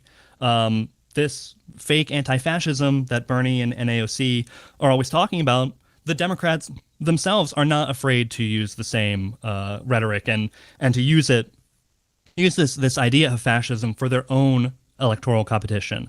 Their criticisms of the fascistizing broad executive power don't intend, and they really don't have a serious plan to reform the office of the president to address these broadness of powers or to address the problems in the system as a whole. They just want to attack one small part of it at a time. And while they do that, the whole situation is changing around them, and the things are moving backwards while they are dreaming of a step forwards. They offer social programs which we know are going to be subject to cuts as soon as the next election comes around. And we know that, this Obamacare 2, if that ever happens, this Green New Deal, it's not going to address the needs of the whole country, and it's not going to do what they promise will do, which is essentially transform the American economy, transform the American political system. They say that they are working towards this, and they say that they are representing a project that can make that happen realistically, but we see the reality is just the Democratic Party's normal operations. Mm-hmm. I think now we can summarize the essential points. What are they suggesting? First of all, regarding fighting oligarchy, what does it mean? Well, basically, it's being used to say, well, there's good capitalists and bad capitalists, and we need to focus on defeating the bad capitalists because they're the real problem right now, and they're the ones promoting all these fascist reforms that, they're the real problem. And we see that the answer to the bad capitalists is to, like you said, Vasily, elect more and more people who are affiliated with Bernie. And that's something that I want people to take away with the earlier conversation about 2018, that Bernie has this electoral apparatus. He has a network of millions of dollars with media platforms and dozens and dozens, hundreds of professional staffers and campaigners and organizers, right, that 10 years ago were presented as being radical grassroots. But we see that these people are real professionals in the bourgeois institutions that we have. And now this apparatus that Bernie used back in 2018 to elect Rashida Tlaib and AOC and all these people who were uplifted and promoted by this Bernie apparatus, this apparatus serves the Democratic Party. And it's being used to elect Democrats for the strengthening of their electoral bloc, basically. Mm-hmm. And I would say it's not even clear that it should be democratic socialists to be elected.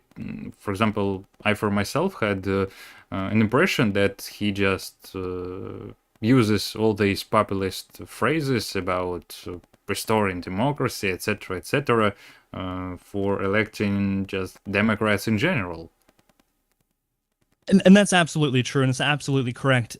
Even in the DSA, even people who are members of the DSA, who are elected on the DSA ticket and receive support and call themselves democratic socialists and have that appear on their ballot, and who were elected to local offices in places like California and Chicago, etc., New York. You have lots of these DSA people elected. Well, what are they doing? And what kind of laws are they passing? You can actually go and look, and you don't have to imagine them to be radical, and you don't have to imagine what they are. You can actually go and look and see, oh, these people are acting like regular Democrats. So the Bernie apparatus, which claims to be this pure grassroots, democratically progressive representational organization, in reality, it has become just part of the same machine politics of the Democrats. And the people that they elect clearly show the nature of this machine that elected them, or at least the nature of the political alliance that the DSA has chosen to do. They've elected a lot of very right-wing people that have passed a lot of right-wing laws. So even the DSA is now being used for this. Mm-hmm. And always was. I should clarify. They were electing these same right wing people with these right wing ideas back in 2018 as well. And all the members of the squad, I think you can talk about their political positions and see their true position. Mm-hmm. And connected to this topic, the whole story about bringing back our democracy, what does it mean in reality?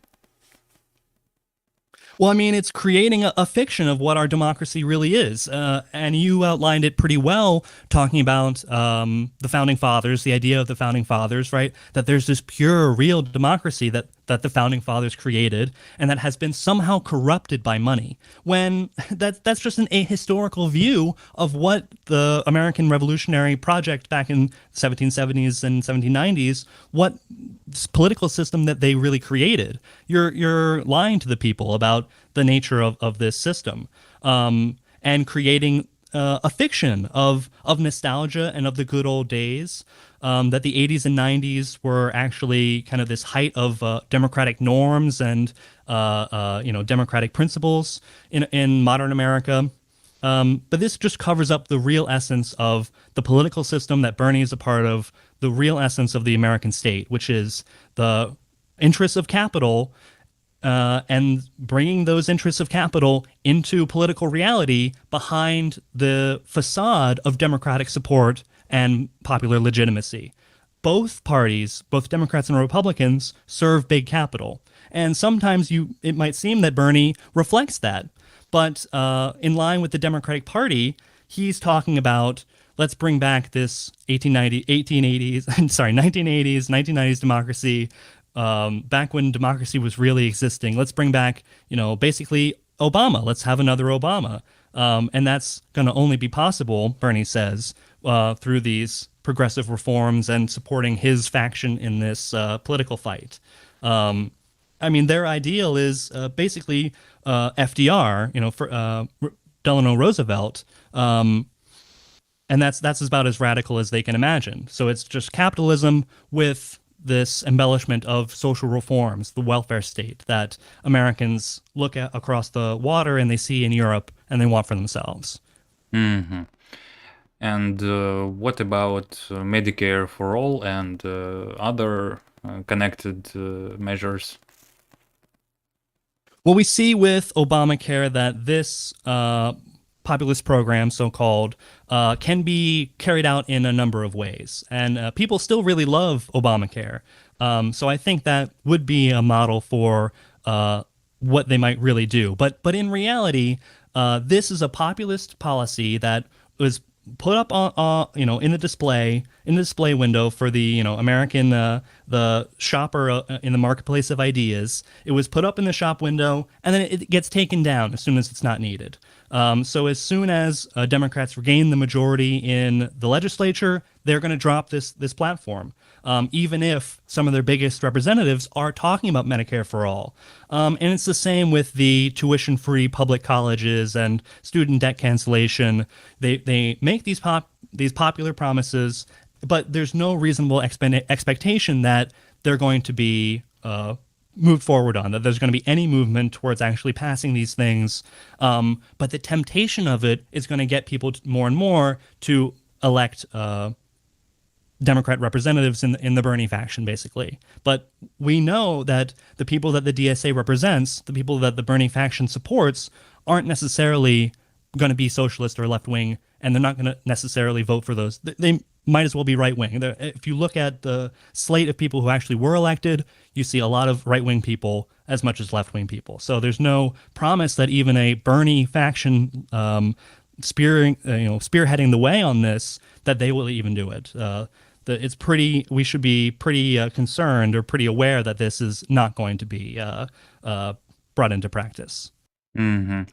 And regarding his rhetoric about labor rights and union support, it may look like he has some sort of genius plan that you should join the unions, and sooner or later the unions would get a critical mass and they would implement everything. Right. This makes him seem like a really radical person, right? Supporting this new wave of labor militancy. But in fact, this is just the standard position of the Democratic Party. The Democratic Party has long supported or long found support among the Labor Party or among the labor unions, especially the big ones. So this appeal to labor unions and increasing unionization is very in keeping with the Democrats' established political clique. You know, as we talked about before, the positions of the Democrats are largely influenced by the seat that they occupy. And some positions, some seats in the legislature are more responsive to the labor unions that are prominent in their area. But really, he's offering quote unquote solutions, right? Increased union membership. But you're just fighting the consequences of a larger problem and a problem that Trump did not start. And the cause, which constantly generates these conflicts, is within capitalism itself. The economics only unions, these economistic unions, the big mainstream unions, are needed for Democrats to have their control on the working movement in general. So again, Bernie Sanders is really tying in with and contributing to an established Democratic platform. Yes, it needed so that when there are Republicans in power, you could say yes, you have to join the union, you have to strike. But when there are Democrats, they would say like, no, you don't need to strike against them. You have to work together, solidarity, etc., etc. And at the end, what is their program? It seems to be some sort of usual left populist rhetoric, something like Labour Party UK or European left in general. Right, and Bernie is basically called like a right-wing European leftist. You know, if he was in Europe, he wouldn't be an unusual politician. Mm-hmm. I agree. This seems to be a feature of American politics where the left spectre is usually very, very weak, and therefore various people who would be just average social democrats in Europe, in UK, in Russia are considered to be wow guys in the United States. And on this note, again, hello to everyone who joined us recently. We've been streaming for more than 2 hours and a half. This is one of our longest streams for several months. Today we are discussing what's wrong with Bernie and AOC. And you could already hear we have covered lots of their rhetoric. Don't forget to hit the like button and subscribe.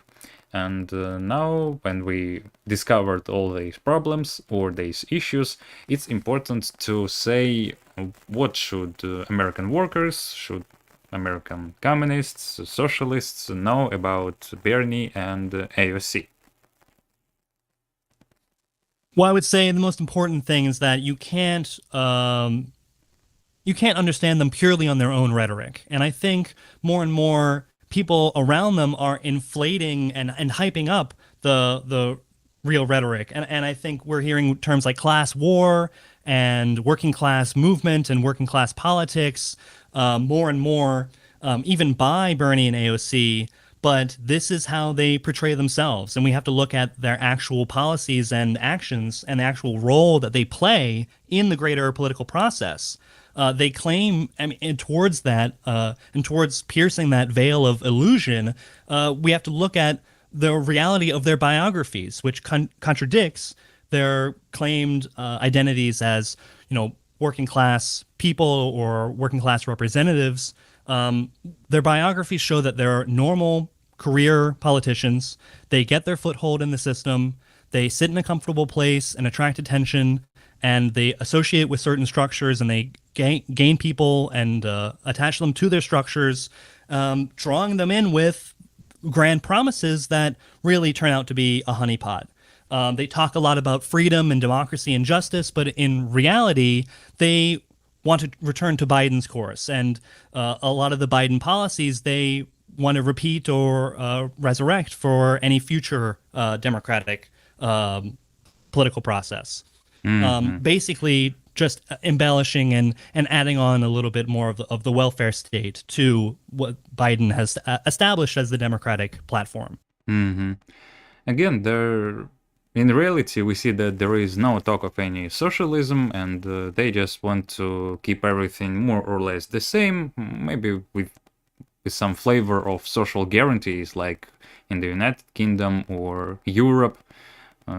They can call it socialism whatever they like, but we know that the United Kingdom is not a socialist state, and of course Sweden, Finland and Norway are not socialist states either. Right, and it is an absolute betrayal for socialists and leftists who should know political theory and who should understand it a little more, that we should not at all rely on this left wing to represent and embody their political movement and our political movement. If you think that getting them into parliament or putting them in the presidency, that they will transform politics, that's simply wrong. And it's an intentionally promoted mistaken idea. Bernie has been in Congress for many years. We can see, what he's done, and we can see what his project wants to do. And he relies on the bottom-up grassroots volunteers to do the work for him. And he wants all these young people to bend over backwards to defend him and promote him. But once they win the election, they will immediately come up with the realistic obstacles, like I talked about with Obamacare, and they'll accept those obstacles and, be overcome by them in large part. And if they lose, well, then so what? That's what they might say. There's always next time, but the people who are left defeated and demoralized are the young volunteers and the young supporters who wanted Bernie and AOC to become elected to strengthen their political left wing in America. But in response, what we get is defeat and disappointment. I would add that every capitalist party promises different radical changes, but when you elect them to parliaments, they change nothing, and there is always another obstacle. Like, we wanted to do so, but then there is this, there is that, etc., etc. And again, all parliaments, especially the American one, are made with protection from the crowd, from the ordinary people, so you cannot just elect a good guy in the parliament or a bunch of good guys to change everything. It doesn't work like this, and those who hold the power in the state understand it clearly.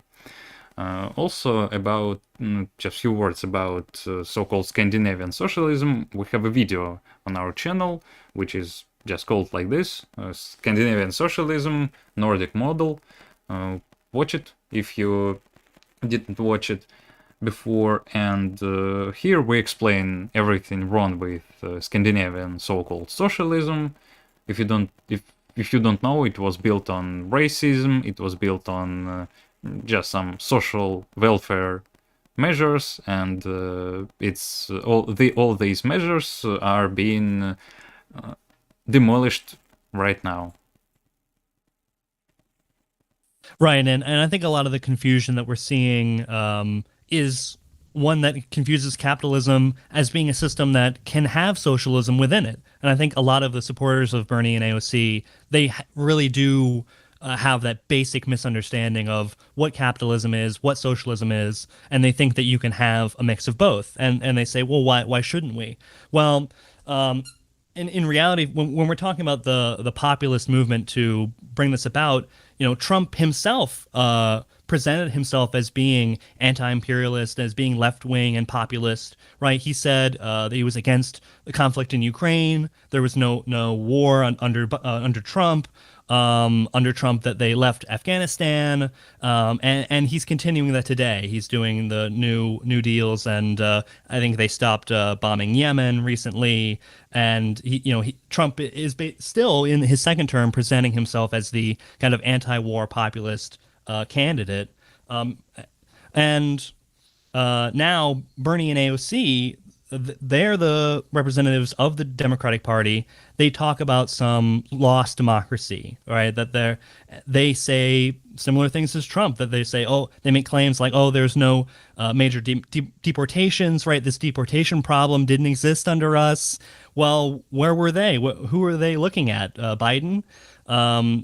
And of course, they reveal their position when it comes to the whole Israeli situation and Biden's support for the Israeli imperialist expansion, to the point of, really giving a lot of leeway, even Bernie himself giving leeway to the Israeli state and Jewish nationalists to do their crimes. And even Biden, represented the democracy of a border wall. It was Biden was Obama's vice president, and both presidents, Biden and Obama, deported quite a lot of people, even more than the first Trump administration. They deported huge numbers. Obama himself can be presented as a war candidate for his intervention in Libya and Syria, etc. And basically, social democrats, and I think we're seeing it in trolling in the chats of this very stream, they're preaching pragmatism. They scream at us and yell at us that we're not pragmatic enough, we're not realistic, we don't know the rigors of bourgeois institutional power, and we've never been elected to public office. But it's this pragmatism and this reliance on the bourgeois institutions for their political hopes and dreams. This compromise has led to their failure and leads to their failure again and again in other countries as well. We see with Corbyn in the Labour movement in the UK, the ability for the Labour Party to completely crush the Corbyn wing and return to a more acceptable Labour Party platform. And it would be foolish to believe that the Democrats couldn't do the same thing with Bernie and AOC, being the most popular politicians and the biggest representatives of the party. The party still has the ability to deal with its internal wing. And DSA remains, the Democratic Socialists, so-called, remain an internal wing of the Democratic Party. It's written into its charter. And despite members of that DSA hoping for more, Bernie and AOC and the other DSA-backed politicians have aligned themselves with mainstream Democrats and capitalist policies in general. And the Democrats as a whole aren't trying to stop fascism. So both Bernie and the Democratic mainstream are in lockstep in terms of deluding the workers about their ability to be anti-fascist and their ability to protect workers. Simply, they are gaining a better position for themselves for the elections in 2026 and 2028 with the new presidency. Republicans expect this political backlash as well. They are retreating due to the unpopularity of this guy who's in office now. And it's very predictable back and forth that we have in America every few years. When one guy's in office, it swings over to the other guy. Because that's the nature of capitalist politics, that both parties need to make decisions and carry out policies that alienate them from the regular working class majority of this country. So, in the end, we're going to see another surge of the 2018 kind. And this Bernie apparatus, this supposedly radical apparatus of volunteers and this political machine is going to contribute to that surge that we're going to see. And we're not going to see radical outcomes from even in despite of this democratic upsurge in participation and grassroots mobilization. I would add that there is a very common mistake. Many people have very soft attitude towards such people, as if everything that happens is a part of some sort of plan. Like sooner or later, they or the masses will figure it all out themselves, and such people are good at promoting some sort of left agenda. Right, when that agenda essentially boils down to go into the Democrats, let's swing the Democrats to the left, let's pressure them, and the party bosses will kneel to us, but in reality, our apparatus is kneeling to the party bosses to fit into their machine, regardless of the views of their faction. Mm-hmm. And if everyone is lying, then what to do? Well, we can't be complicit in extending that lie. We have to expose the lie, and we have to clearly and decisively tear apart their arguments and show them for the fakery that they are. I mean, even in this stream, the quotes that we've used really show the definitions that they are operating on and the empty frameworks that they have. So it's very easy to show what's really going on with this political project. So we have no excuse.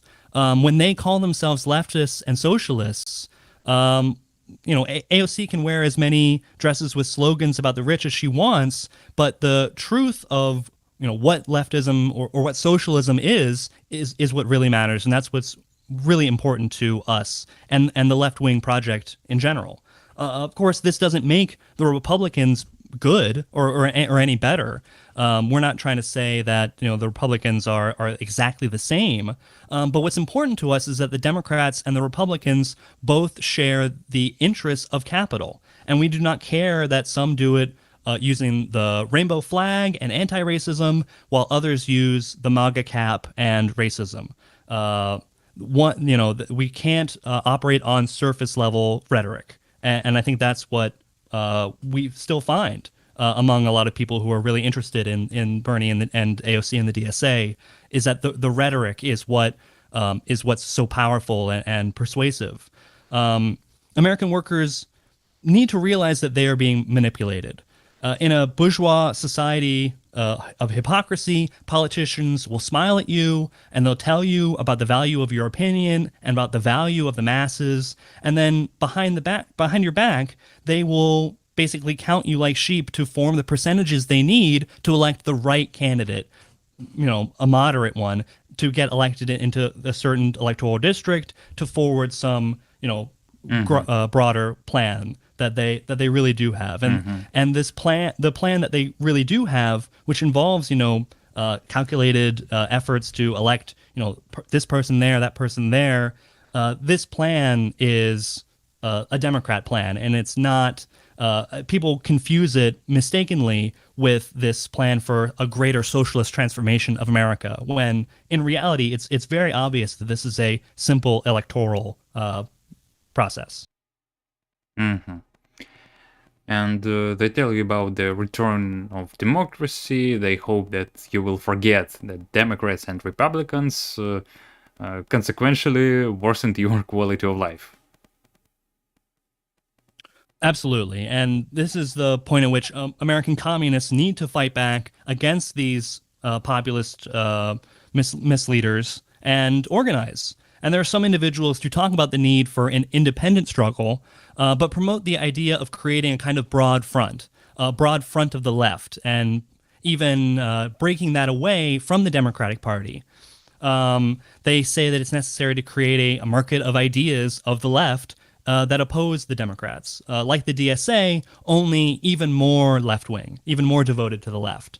But I think they forget that was what the DSA was supposed to be from the beginning. I mean, it's in the name. They call themselves Democratic Socialist. They're supposed to be a bloc that represents this left wing, this undeniably red left wing. But actually, and this is something that the streamer Socialism for All talked about, this idea of a vote strike, that leftists need to get together basically with the Green Party and with left-wing libertarians, and we need to form a strong, cohesive bloc, including non-voters, right, and left-wing people in general, and break them away from the Democratic Party, or at least threaten to break them away, to create a cohesive bloc that includes so many Democrats that they are able to pressure the Democratic Party itself. This is what Socialism for All was talking about in one of his more recent streams. But this is not actually the first time we've heard such a thing. The idea of a vote strike, or the idea of forming such a bloc to pressure and to threaten to undercut electoral support.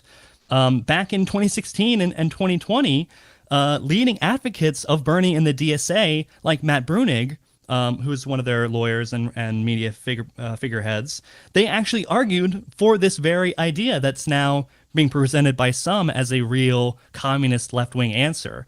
They claimed that the DSA and its representatives like AOC, that they represented a bloc of voters who demanded certain reforms, like Medicare for All, and if the Democratic Party betrayed those platforms and those the promises for reform, then they would withhold their vote and walk away from the party. And essentially, this is a mirrored engagement with the electoral system from Bernie. It operates on the same principles, but instead of saying that we need to create a popular united front alliance with the Democrats, instead they're saying that we need to create a popular united front to break away from the Democrats. And I think the comparison is very important. That I think the Bernie option is the more realistic option for what's going to happen. And this idea of forming a united front and breaking away from the Democrats, this is, this is a third partyist dream of and an unrealistic dream. Mm-hmm. And basically, yeah. Sorry, go ahead. Yes, I just wanted to say that many people have an opinion that the workers are lame, they are not educated, they should be treated like kids, and therefore you should not say them about communism, you should not say them about socialism, or of course you should not mention the Communist Party. They are too young and they allegedly would not listen. I would say, on the contrary, the common problem is that workers are actually ready to do all these things. They are ready, they organize themselves, but the only thing that they get about political organization is that there should be some sort of broad left political bloc, though history shows that such blocks do not survive for a long time, and they fall apart on the first fundamental question. And this has happened everywhere. In Russia, for example, just in the last 5 years, we had tons of splits within similar structures. In Germany, it's the same, and United States is no exclusion. Neither democratic socialists or any other broad left structures are able to change the state of affairs. And it's only the Communist Party with a proven scientific Marxist-Leninist theory that can do it. And this is exactly what American communists, I think just like Russian communists, like European communists, should be moving towards.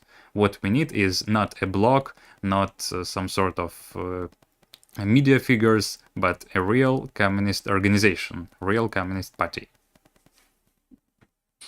Absolutely. And we need to be working towards building a communist party and not working towards these other strange goals of forming blocs with the Green Party and taking away voters from the Democrats. We shouldn't have this false fixation on that electoral process in that way.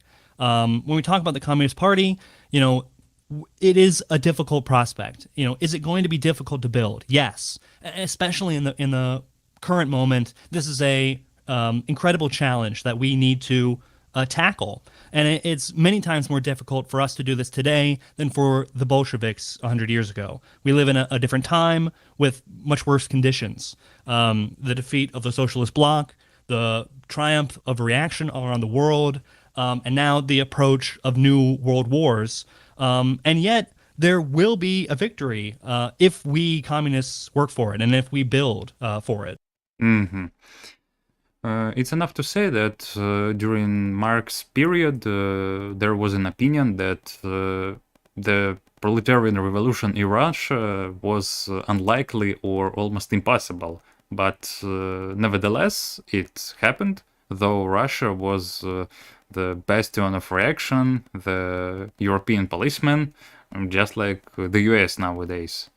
And here it's important to pursue the communist line, the independent line, not to bend to various deviations, to various political trends.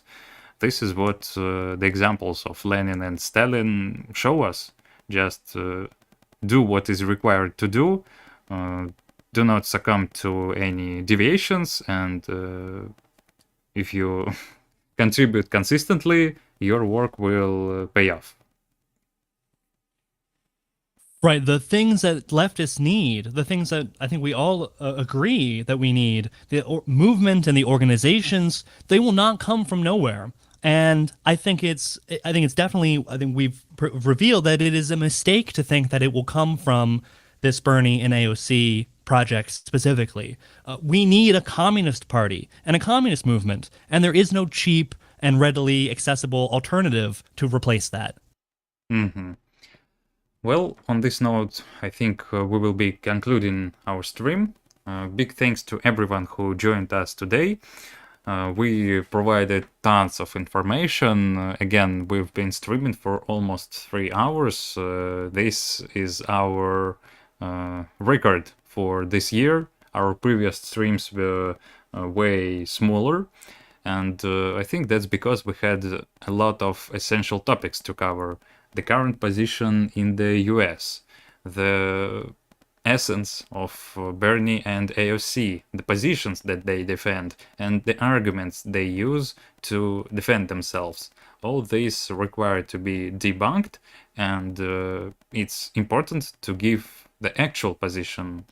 And here I can only add that such a communist organization is not something of a dream or utopia. We are working on this. Again, for myself from Russia, and together with my comrades, we are doing this thing here in Russia, and we are helping our American comrades to do the same. Such organization is possible, and it's been working for almost a decade.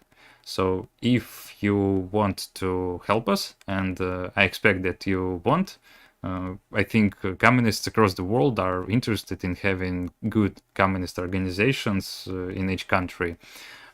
We would like to invite you to participate in our work. Open our site us.polishtstorm.com and click on Join Us button, where you will find the application form. Fill it, and we will contact you soon. Well, Thomas, do you have anything to add? No, I'd like to thank everyone for joining us today and for accompanying us on this long voyage through the history of these people and this situation that we're in with the new social democratic upsurge that I think we're going to be having. Mm-hmm. Again, thank you for joining in today, comrades, and see you next time. Don't forget to hit the like button and subscribe in order not to miss our upcoming streams. Thank you and goodbye.